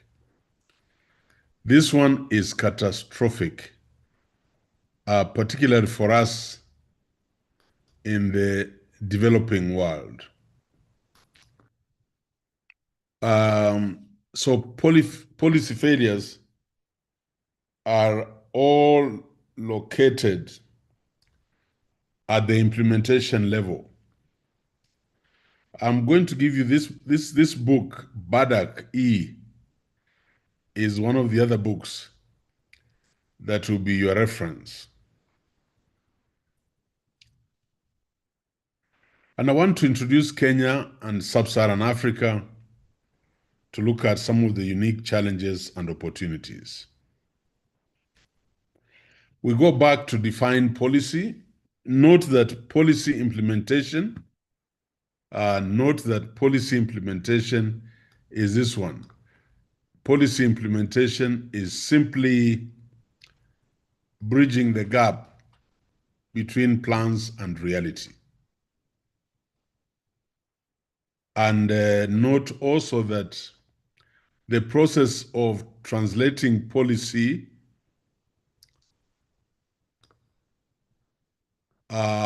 into concrete actions and outcomes.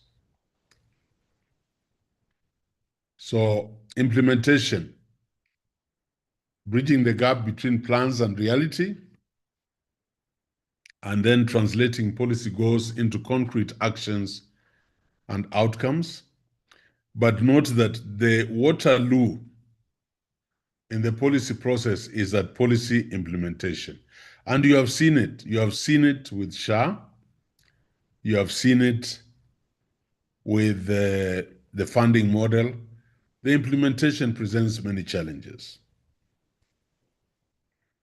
So policy refers to a collection of principles, values, directives, goals, and standards, whether stated explicitly or implicitly, which guides an organization's actions. So every time in a good organization, we shall say, where is the policy? Or this organization, your policies have not been updated. Your policies are redundant. So policies are typically formalized in written documents and procedures that define acceptable and unacceptable conduct, as well as the roles and responsibilities and power relations within the organization. So everybody is always talking about the policy. That is not in our policy. This should be in our policy. We need to revise our policy. In other words, an organization is not your home. And the only way you'll work well is if you have viable and implementable policies. Theoretical frameworks. Why use theoretical models for studying implementation? We provide frameworks for understanding complex implementation processes. I want you to note that one of the struggles we have as a country is obviously the lack of frameworks for the implementation.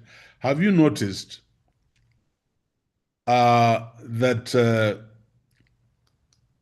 we were not even sure where to put the junior secondary? That when you hear such things happening, you know that there are no frameworks that were put in place. You know, we were supposed to have looked at this, the end result, then walked backwards to make it succeed. The theoretical models give us frameworks, but they also help us identify key factors that influence implementation success or failure. Key factors. And I'm sure you have heard people say the problem with CBE or CBC was infrastructure, was capacity building of the teachers and just the available of teachers. So factors that influence implementation success or failure. But you know, people should not be saying that the problem is, for example, capacity of teachers. There should have been frameworks much earlier that would have taken that into consideration if we had done the facing in and facing out approach to this reform. And then theoretical models also offer insights for improving implementation of strategies. Now, this is, for Kenya, this is very familiar. You have heard of top-down implementation. In fact, it became a political issue, top-down implementation. The top-down approach focuses on control and compliance from the top. And here, policy originates at the central level, the government, and is implemented downwards through bureaucratic structures. Key factors for success: clear policy objectives, strong leadership, adequate resources, effective monitoring and enforcement. I want you to think about this. Top down, policy originates from the central and is implemented downwards through bureaucratic structures. But key factors for success is clear policy objectives, strong leadership, adequate resources, effective monitoring, and then enforcement.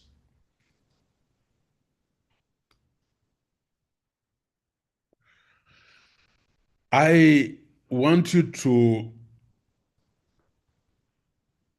think through this and argue out whether top-down implementation is desirable or not desirable in setups like in our own countries.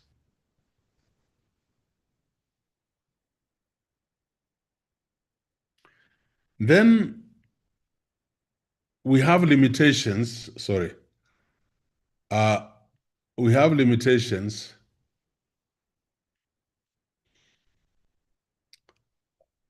It can be flexible. It can be inflexible. Hiyo ni sheria. It ignores the local context and lack stakeholder participation. And top-down approaches are criticized for assuming that implementers are rational actors solely motivated by policy directives. I tend to want to believe that. I tend to believe that. And you can go and search out Sabatier, top-down and bottom-up approaches to implementation research, a critical analysis and suggested synthesis from that Journal of Public Policy. So some of you, I'm sure, are mesmerized when you heard about bottom-up. and some of you made caricatures out of it. But it is, it is a policy phenomenon, top down, bottom up. The difference is that it is a theoretical model. And so you must interrogate that theoretical model and see whether it actually is implementable. Top down can be inflexible, ignore local context, and lack stakeholder participation. Let me give you an example. I know for sure that the creation of Moi University, arising out of the Mackay report, was not a bottom-up approach. It was top-down. The late president wanted a university, first of all, outside Nairobi, but also for regional equity. So it had to be done. But have you seen these universities that we wait when the president visits us and we ask for a university? Bottom up. I don't know what to say, but tafakari kwa hayo.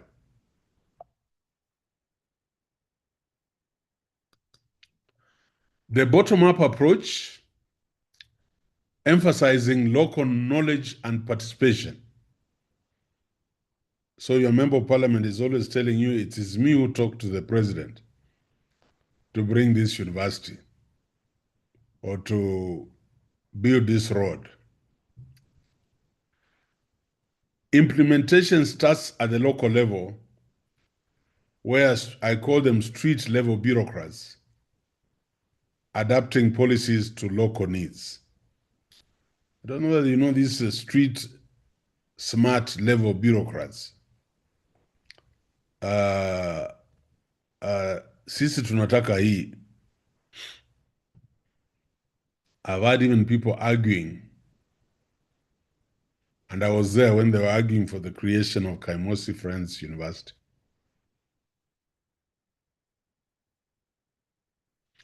So what are the key factors for success? Strong community involvement,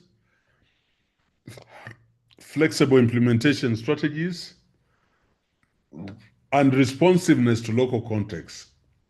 I want you to, some of you, why don't you do your thesis on an evaluation of the bottom-up approach? Economic agenda in Kenya, successes and challenges. Is there strong community involvement,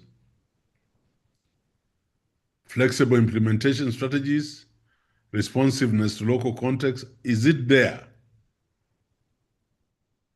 If it's not there, then it becomes just a cliche. And you know, some of the economists who advise make it sound like it's such a complicated thing, or they make it so simple without giving it the weight of an economic model. You see, this economic model presupposes strong community involvement, flexible implementation strategies, and responsiveness to local context. So, by the way, who was supposed to use this approach? If you ask me seriously, bottom-up approach is supposed to be at county level. Yeah, where there's a sense of community. Otherwise, at national level, it has to be top-down.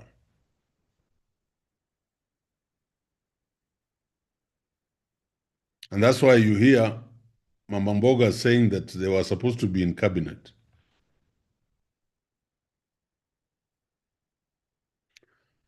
What are the limitations can lead to policy drift? Very serious policy drifts. You have had the cry, even the minister the other day, on Hustler Fund. There are so many inconsistencies and lack of accountability.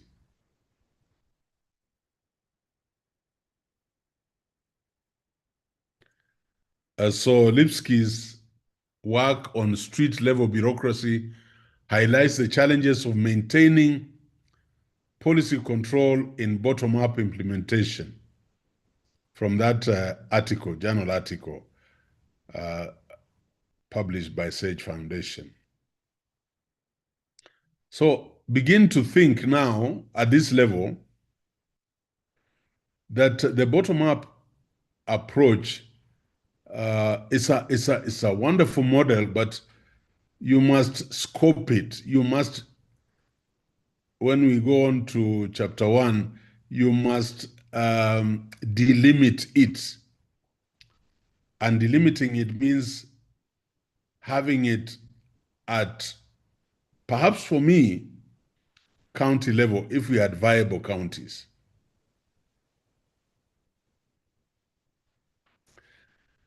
And then there is the advocacy coalition framework, competing beliefs and interests. Policy change is driven by competing advocacy coalitions that share core beliefs and advocate for specific policy positions. So there is a lot of coalitions as you try to push your agenda, to push your policies through. And here, understanding the belief systems of different coalitions, building alliances and influencing policy learning. That sounds familiar, I'm sure.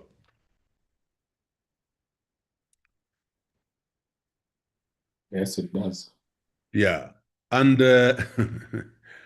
I think it's very important, the advocacy coalition front. It's very interesting for some of you to read these coalitions. So don't just hear broad-based. It has its genesis in pushing the policy agenda over government.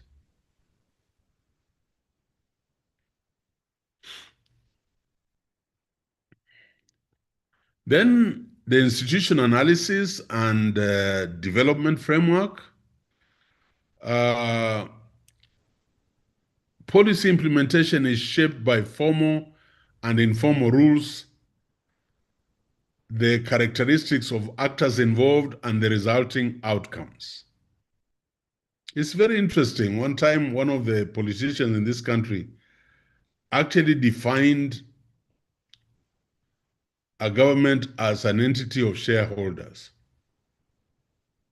Very interesting. And I'm saying, you can see that actually policy implementation can be shaped by formal and informal rules. So even though the Constitution talks about the face of Kenya and all those things, it is shaped by formal and informal rules, and even the character of the actors involved and the resulting outcomes.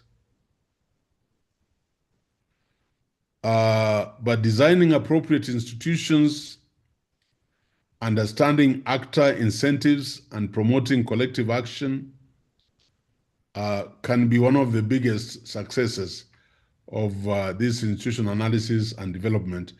You read further from the references that I've given you.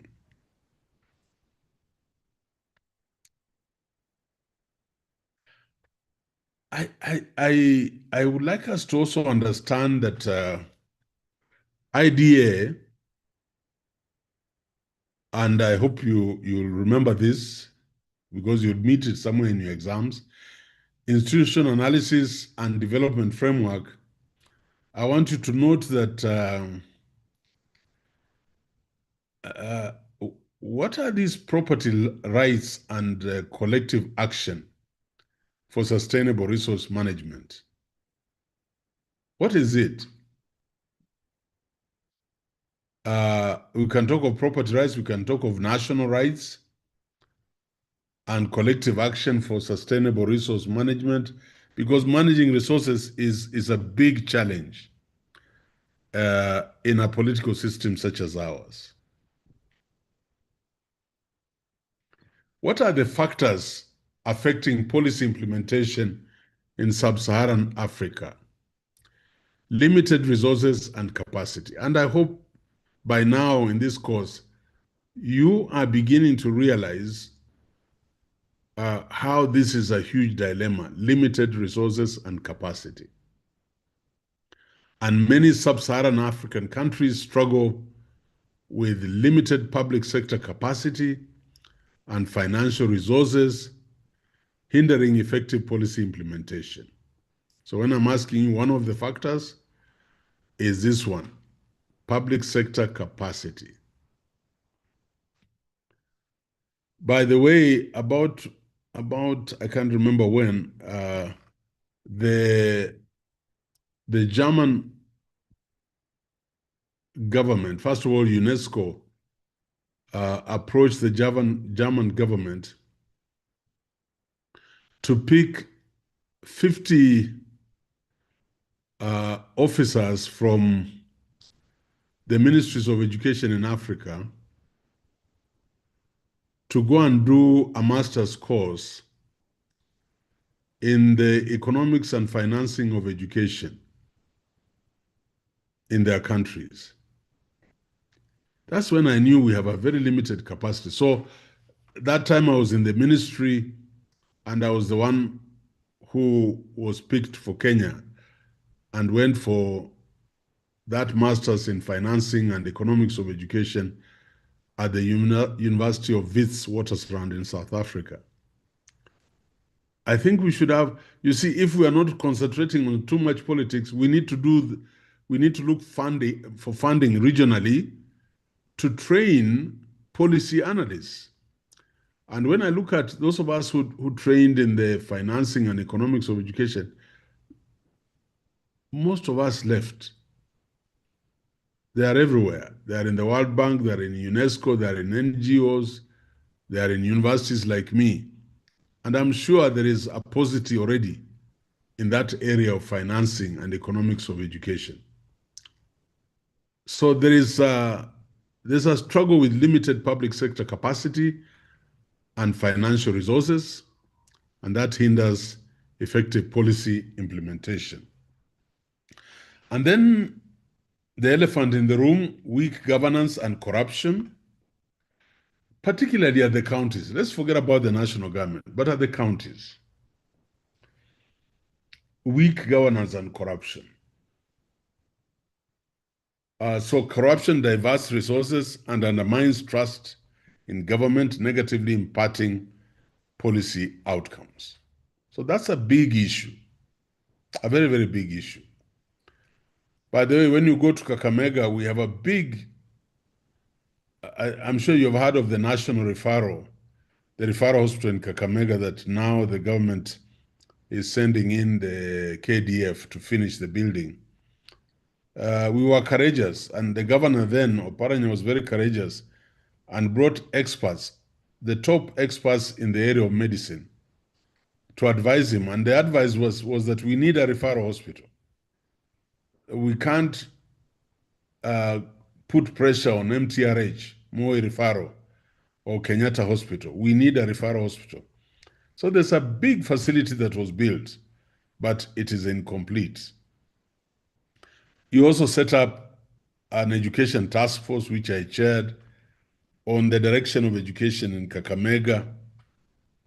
And that saw to the fortification of Masinde Muliro today University into a respectable institution that it is today, plus other things.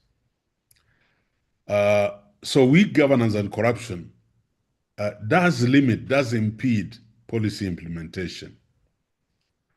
And then there are the complex socio-cultural contexts. We have cultural norms and traditional practices do influence the acceptance and implementation of policies. And I think it might not be very obvious, but it is true. When we say cultural or traditional practices, we're not talking about traditional practices. We are talking about what Kenya has adopted as a tradition. You know, now we are 50 years old, so we have some traditions that can influence the acceptance and implementation of policies. What is happening in our universities? I can count the number of vice chancellors who are in universities that are not in their home area. They have become cultural norms and traditional practices. You know, I've always asked, it might surprise you, but when we were, or when I was working with the Paranya and the team in Kakamega, do you know that our chief finance manager was a Kikuyu for the 10 years? That's the way it should be. Competitive, give him the job, and he has come to do a job. How many counties can say that? Then there is one of the worst thing is donor dependence and external influence. By the way, even this CBC, you know, it is donor driven. Yeah. And donor driven policies may not always align with national priorities or be sustainable in the long run. This article is very interesting by Moyo, Dead Aid, why aid is not working and how there's a better way for Africa. So donor dependence and external influence is a very, very, very dangerous thing. By the way, donor dependence, even at family level, some men make their wives so dependent that the wife cannot confidently walk into a supermarket and buy tissue paper. Yeah. And that when they go to the butcher and buy meat, in their minds of estimation, they know this was a kilo. So they'll be looking at the plates. You know, of course, I'm stretching that a bit, but donor dependence and external influence is a very dangerous thing. I would give you an example of my own institution today, but I don't want to talk about it. And then political instability and conflict. So conflict disrupts governance structures and diverts resources away from the development priorities. And Kenya, we thank God. Okay, we have had our own bits of interludes of disruption, but I think we have had political stability. I normally tell people he wasn't perfect. Some of us even say he wasn't educated, the late Daniel Toroitich arap Moi. But he allowed for stability, which made us, or which has put us where we are today. And so, and we have continued to have relative political stability, but you know how instability, the post-election violence, and the GNC uprising, how they disrupt governance structures. And so resources have got to go away from development to security.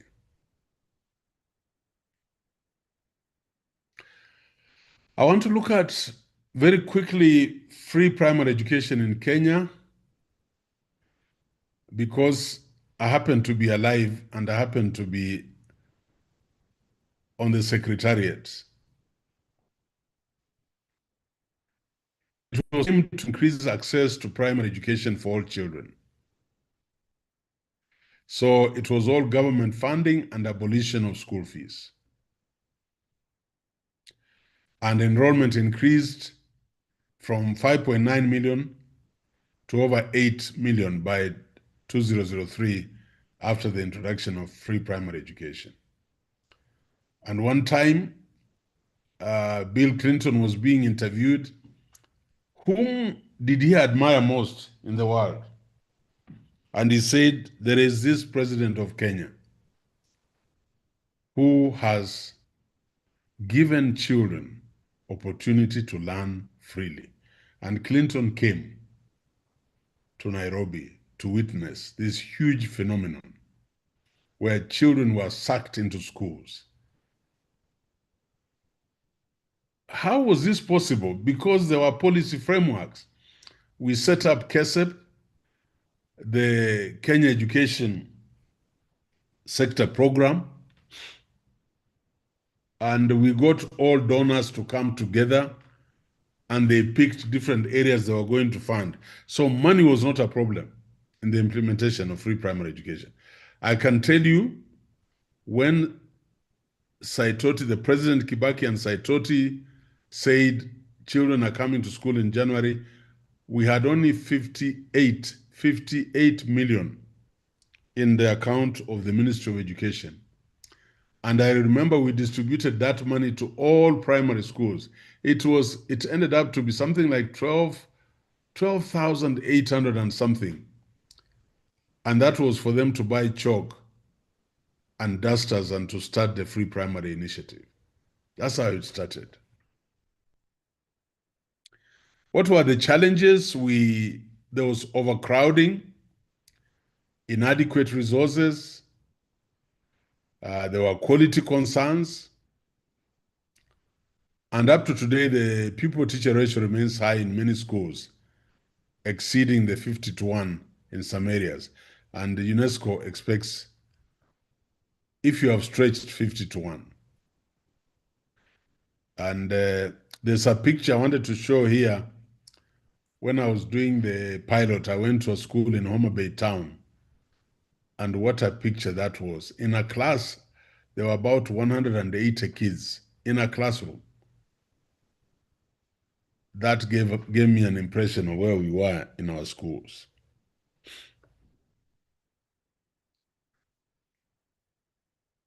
Now, we can analyze free primary education through a theoretical lens. I tried to think through it. So first, this was top-down, central government funding and giving directives. There were some bottom-up elements, local adaptation of implementing strategies like community involvement in school management.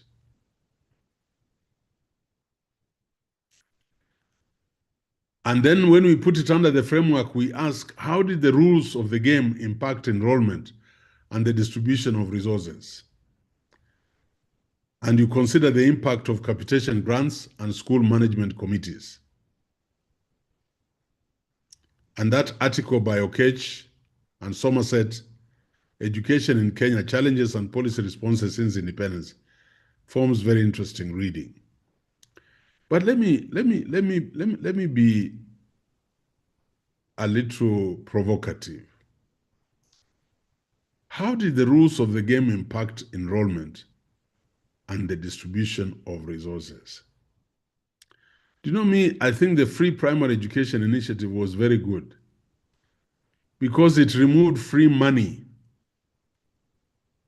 from the central government, and the central government day and night was looking for money to fund this free primary education. If you study that time, you will find there was very limited embezzlement of public funds because the funds were not there.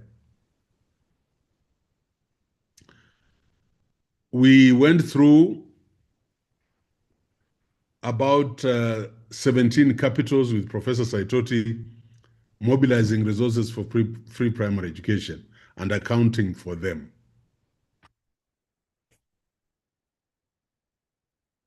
Case study 2, HIV/AIDS policy implementation in sub-Saharan Africa.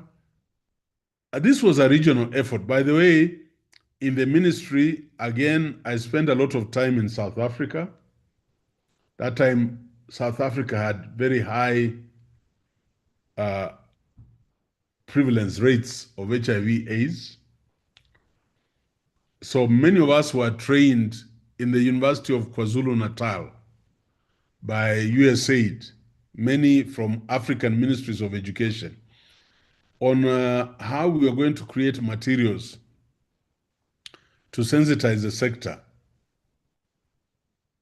as part of the efforts to combat the HIV/AIDS epidemic through prevention, treatment, and care. For us, it was mainly prevention. How was it done? International partnerships were very strong, and there was so much collaboration in Africa, and national programs, community-based initiatives. So the successes increased access to treatment through the retroviral therapy, ARTs, did and has reduced mortality rates significantly. Challenges, of course, still exist. There is stigmatization or stigma. There is discrimination. There's limited resources and uneven access to services. So my note there is that despite progress, stigma and discrimination remains significant barriers to HIV prevention and treatment. But there were very strong, all I'm saying is there were very strong policies. And then we had the PEPFAR funds from the US government, which, by the way, if I asked you, who has been the best president for Africa, an American, it is George Bush. That's the president who came to Africa the most times, but that is the president who gave us the most money for initiatives such as PEPFAR. I know we would think Obama, no.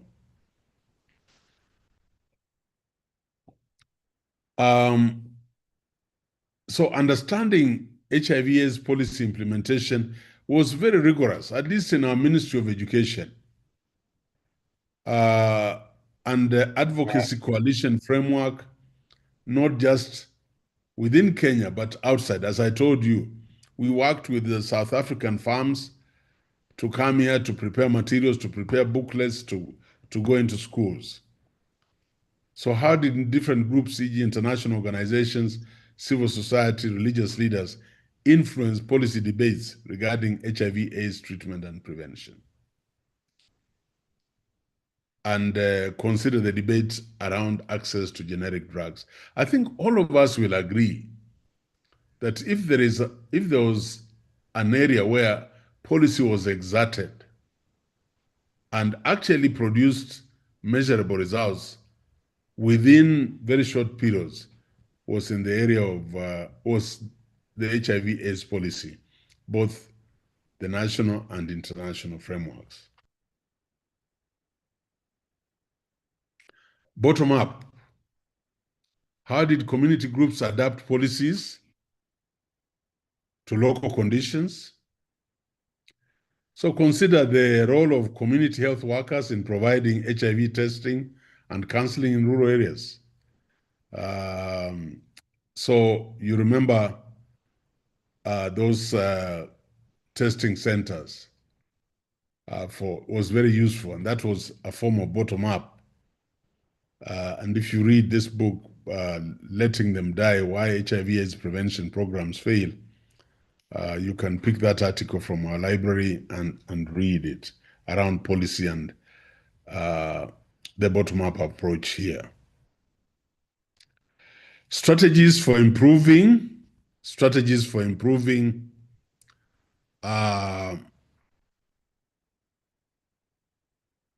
Let me see. Strategies for improving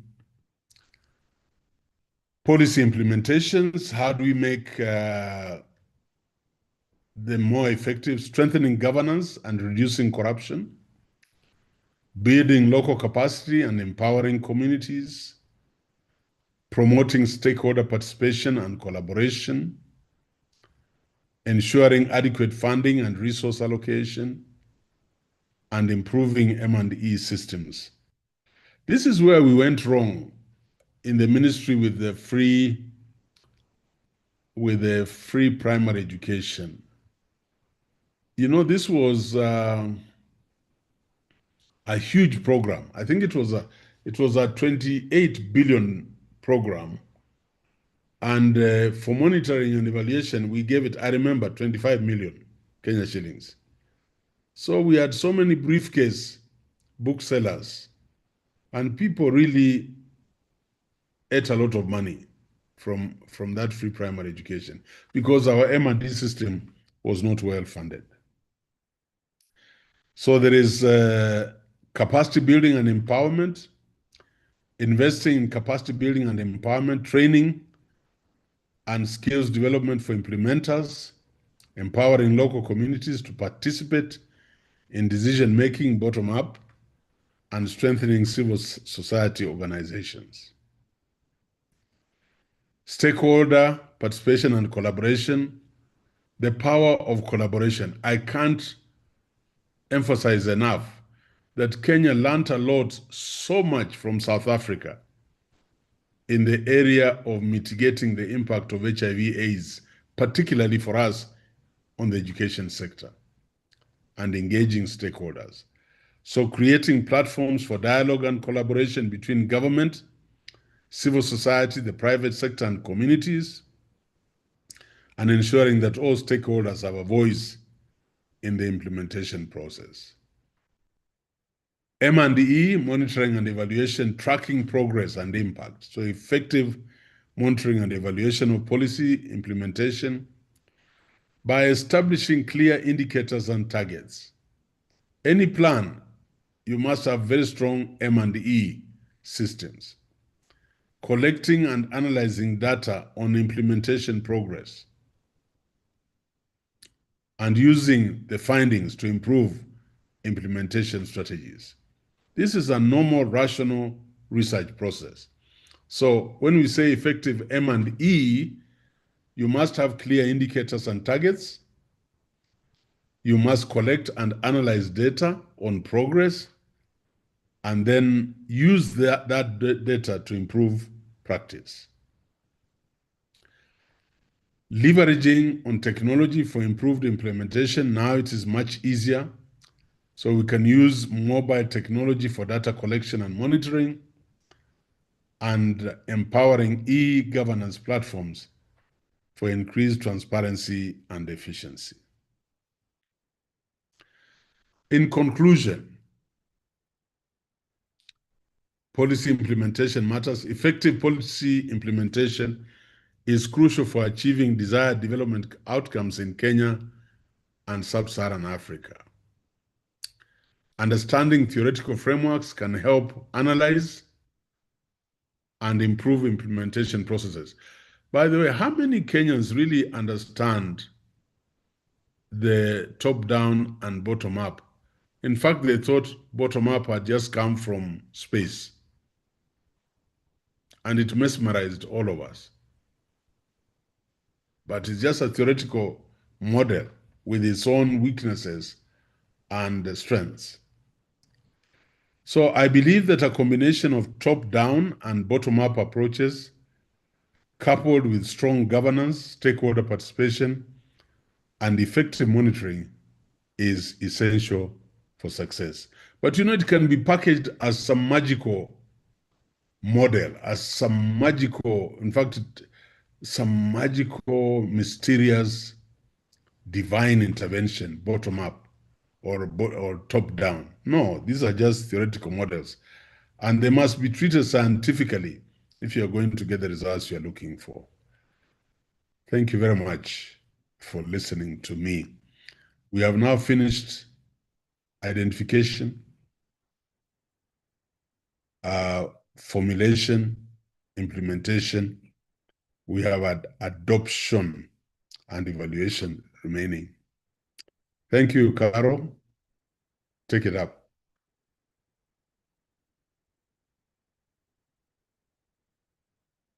All right.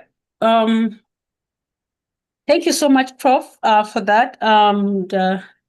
Definitely, every other time we have such a new knowledge coming in, and I'm sure the claps indicate that, and the appreciation indicates how much they are learning, even as they prepare next week for their quiz. So Maybe we need just to have a few, 2-3 reflections so that we wind up your class. If today is a Saturday, you want to have a good rest, and then we also want to prepare to read some of these slides for your quiz. John, Violet. Good evening, Prof. Thank you very much for your for the lesson. I think it's very powerful when you share your personal stories and in your journey in policy formulation and implementation, because then we are able to feel, at least for me, to see the real effect of proper policy making. And so I think that's very powerful. I hope it's something that you will continue with as part of your style in teaching. You shared a statistic where you said that 70% of the policies fail at implementation. And my view is that it's this, and to use a word that you used before, that it's just a manifestation of what could have been the problem before. So, for example, if we did not clearly identify the issues, if we did not think about the possible solutions, then when we come to implementation, it fails because we got it wrong at the beginning. And I think stakeholder, when you talk about, I think policies fail because partly because there's a problem even with the policy community.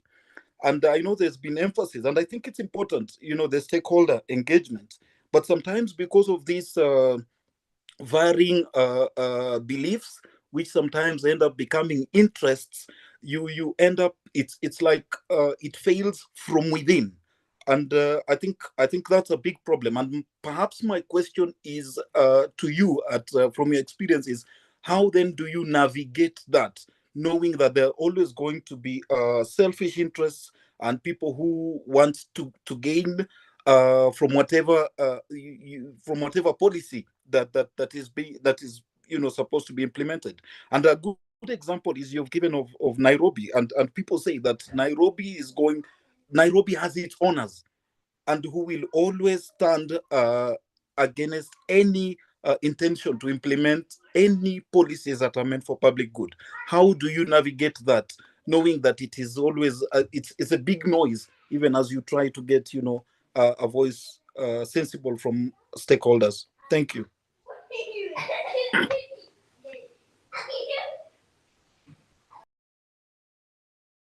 Thank you. I think for me, okay. The biggest weapon today is public awareness. All these programs I see on TV and newspapers, we should be letting Nairobians know the predicament they are in. So public awareness. The other one is credibility of the office holders. Today, and I'm not drumming up anything around me, but if I issued a statement around education, the country will listen. Yes. So I think we need to engage the country at another level other than politics. We need to do that. And the country will listen. You saw what we had in the country. We have a very educated mass of young people who really know what is right and what is wrong. I think one of the vaccines for all this malaise is education. That's why when I see education being tampered with, I get very worried. And I just hope that the country is realizing that we have such an enlightened populace that they'll begin to demand their right. It's like when you're running a university and you make commitments. We are going to do this, we are going to do that. You have to do it. So we are getting there. But also, I believe, being a believer myself, I believe that God in his own ways will conspire so that this universe called Africa has to change. Has to change. And as I keep saying, when you are given space, like where I am today, use it. Use it in the best possible way. So in a university, can you show how a university can run well?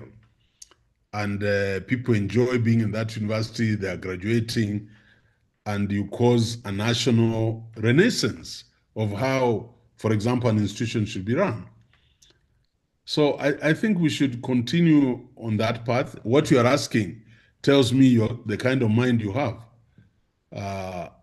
And Kenya should be very different. I am so convinced. Yeah. Thank you so much, Prof, for that very insightful lecture today. And I was just looking at what I can resonate with what you've taught us today. And I'm just looking at implementation. And one of the description that has really caught my attention is bridging the gap between plans and reality. And I'm just looking at my life as an individual, and I'm just asking myself, how many times have I had plans, and how many times have I brought those plans to reality? Like where I am maybe as a head of department, how many times have I said, these are the targets I have for my students this year? And at the end of that year, the targets have not been met. And this has just been an eye-opener to me. And I'm just saying 70% of policy failures are because of implementation. And I'm just looking and saying, what is it that I should do better? What is it that can really help me maybe be a good implementer in where I am? And I'm looking at some of the factors that affect policy implementation and just trying to link it up to the tree analysis design. And I'm asking myself, with where I am or where we are at as a country, do we have decisions that we really need to make a choice on? What are the branches? Do we have any other? Can this thing be made differently? Even as you're looking at CBC and CBE, was there another alternative in it? What are the possible outcomes? I'm looking at that. And after that, can I analyze and get the cost benefit analysis in it? So it has been an eye-opener to me, and I hope to be a good implementer in future. Thank you so much. Thank you. I'm glad is at least rubbing something on members of this class. And don't wait to be a minister, a CS. You don't have to be a CS. In that space, you can show the significance of the policy process, but also policy implementation. Vincent? Thank you, sir. Thank you for the lecture. I just wanted to ask two things here. One, you mentioned about during one of the causes of the flop around the implementation space or area is lack of proper implementation frameworks. And I just wanted to ask if perhaps we have some policies that had a good implementation framework that you could point us to, maybe that we can do some reading on or just pick up and just to be able to appreciate that. Then the second thing was you mentioned you were part of the team that studied financing and economics of education. And I also just wanted to ask, would you have any comment around the model that the World Bank is pushing, the results-based financing model that I can see entering into the education space? Any comments on that? Thank you. Yeah, thank you very much. First of all, I will send you what do I call prototypes of successful policy frameworks in our country. By the way, do you know the housing model in this country? And I'm talking about Buruburu, and I'm talking about Fort Jesus, and I'm talking about Madaraka. Do you know that was a very viable model of implementation? And if we had continued at that rate, then we would not be today crying about slum areas. Kibera would be like Soweto and so on. But I'll bring it. But also look at, let me give you another model. They're all old models, but look at what we call provincial schools. Have you noticed if you go to Agoro Sare or Homa Bay or Musingu or Chesamis or Shimolatewa or Kangaru, you find similar structures for laboratories and dormitories. Yes, that was a European Union funded model across the country to enable A levels. So when we did A levels, when we did O levels, you didn't ask. You just got a letter, go to Mangu, and you packed your box and went. And when you reached there, the school had everything. It was not a matter of this is a bad school, this is a good school. Yala and the rest, you can name them. So we can use those old models, but also I'll try to search for, for me, the HIV policy, a framework in Kenya and Africa did well, and we can critique it together. So I like that question. I think all these things, all said and done, do you know people have never realized that when you go to vote, don't vote a politician, vote the policies. But do you know whether those policies will work? Huh? If a politician came and told you, my party is going to adapt top-down,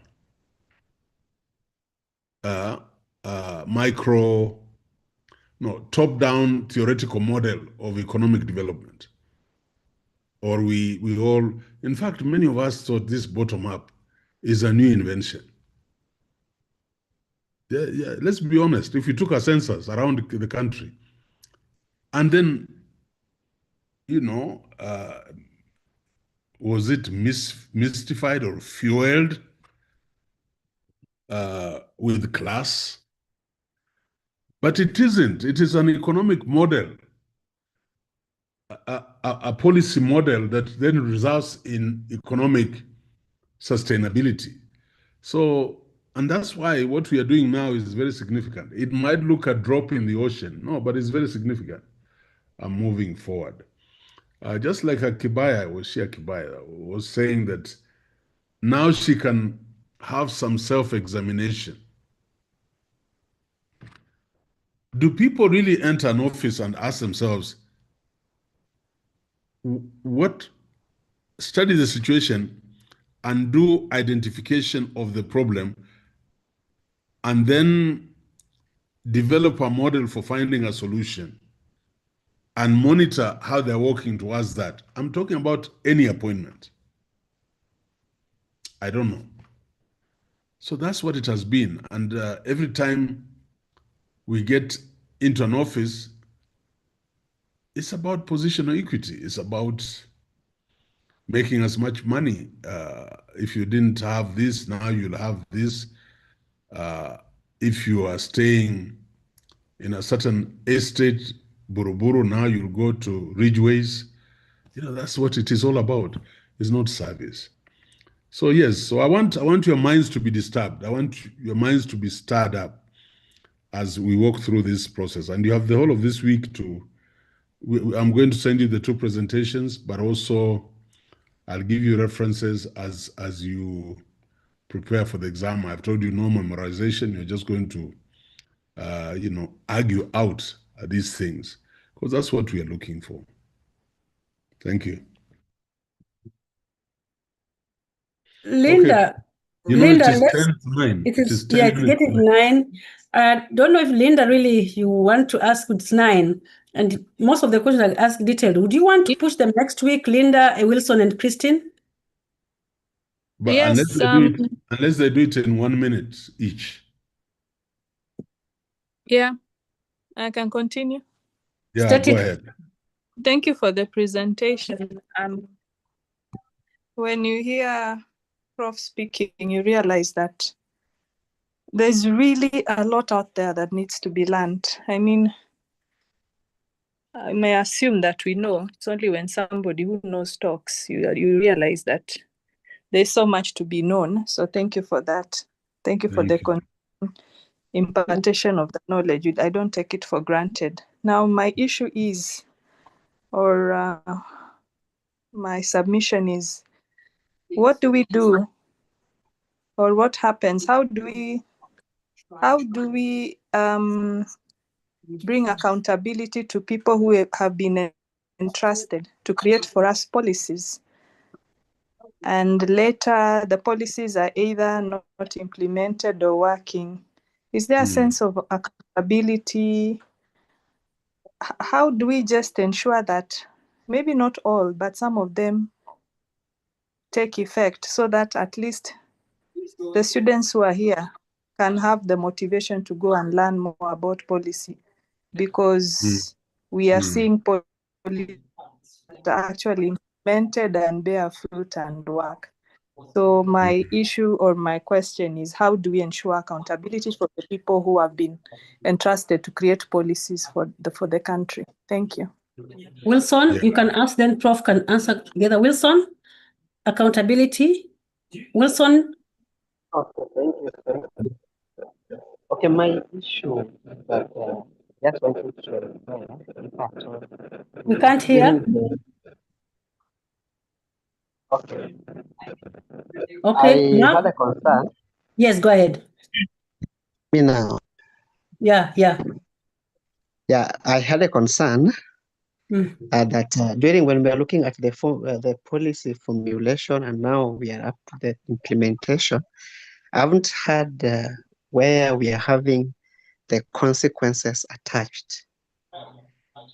The reason as to why I'm saying this, that if at all we could be having the consequence attached, then some of these challenges that we're having during the implementation stage can actually be zeroed down. A good example is that look at now, I may pick the CBC implementation. You see, the policy was formulated and now we are implementing now the program. But before the program can even last, before it can be evaluated, some of the things has been changed up to the extent that we don't know the original framework.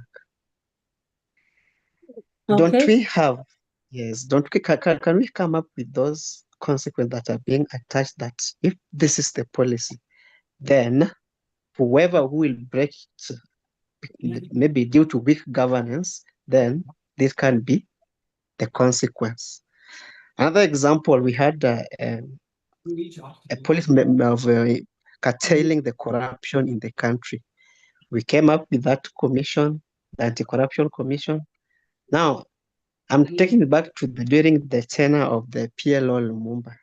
When now the PLO became so tough and was coming so inquisitive, corruption cases, then what our MPs did, he was scooped out from that position, and they elected whom they thought was going to work according, or was going to dance according to their tone.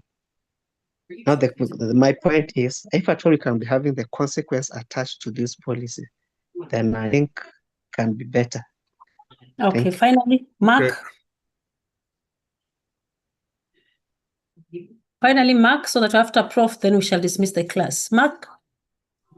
Yes, Doc. Thank you so much, Prof, for a very mind-blowing class. Mine is a call, and I'm requesting you that if you can get the exact date of the cards or the exams, and also we are also requesting for the slides of the same unit, so that you can be able to prepare very well for the exam. Thank you so much. Thank you. That will be done. My secretariat will do that. But the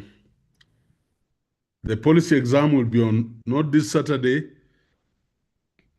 It was supposed to be this Saturday. It is next Saturday, and it will last 1.5 hours. The exam will be 1.5 hours.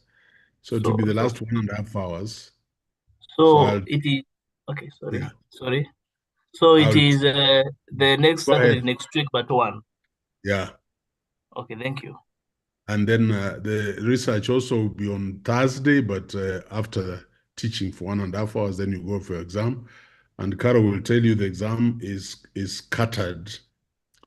You'll all have different questions coming at different times in the exam, so that she manages very well. Somebody So, has Prof, said, will we use the usual, giving it also different, due to Yeah. different time differences, it will run the last 1 hour, 1.5, but now runs around the clock. Yeah, around the clock. So they can enter into the exam anytime. Huh? Okay. Yeah, and then somebody has asked about sanctions. What happens if people don't follow policies? Why don't you read the Malaysian story? Everything starts with the leadership. It starts at the top. Yeah. Yeah. I can't say it better. If you purpose to want to do it right, he chose and he said only the best will be in my cabinet. And when the finance minister sought for bribes, he was jailed. And that ended the story of corruption. So that is it. We will be giving you illustrations. Somebody has said what you're calling consequences are sanctions. And there are still case studies I want to bring, at least 2 strong case studies, which will take us deeper. And by the way, the next after implementation of the policies, there is the huge area of adoption, which I have left out, and it will also bring out some of these challenges that we have. But civil education and an enlightened citizenry will give us the kind of policies we want. And then I'm just saying, by the way, do you see the mindset of governors governing our counties when they think money must come from treasury? And they convince the people, we can't do this for you because money is not coming from. But those who are versatile, are entrepreneurial, know what it means to control budgets and generate revenue, will move on. Yeah. Okay, Caro, thank you. All right, thank you so much, Prof. I think, yes, you've gone and had a busy day and even just so much. So we really appreciate you for taking up your time, having so many today, grading so many PhD theses and dissertations. They may not understand, but there's a lot that goes behind the whole class before you come to this class. Everybody have a good night, and we pray that all goes well. And thank you so much. We see you next in class. Monday is a Easter recess, so take your recess out. Thank you.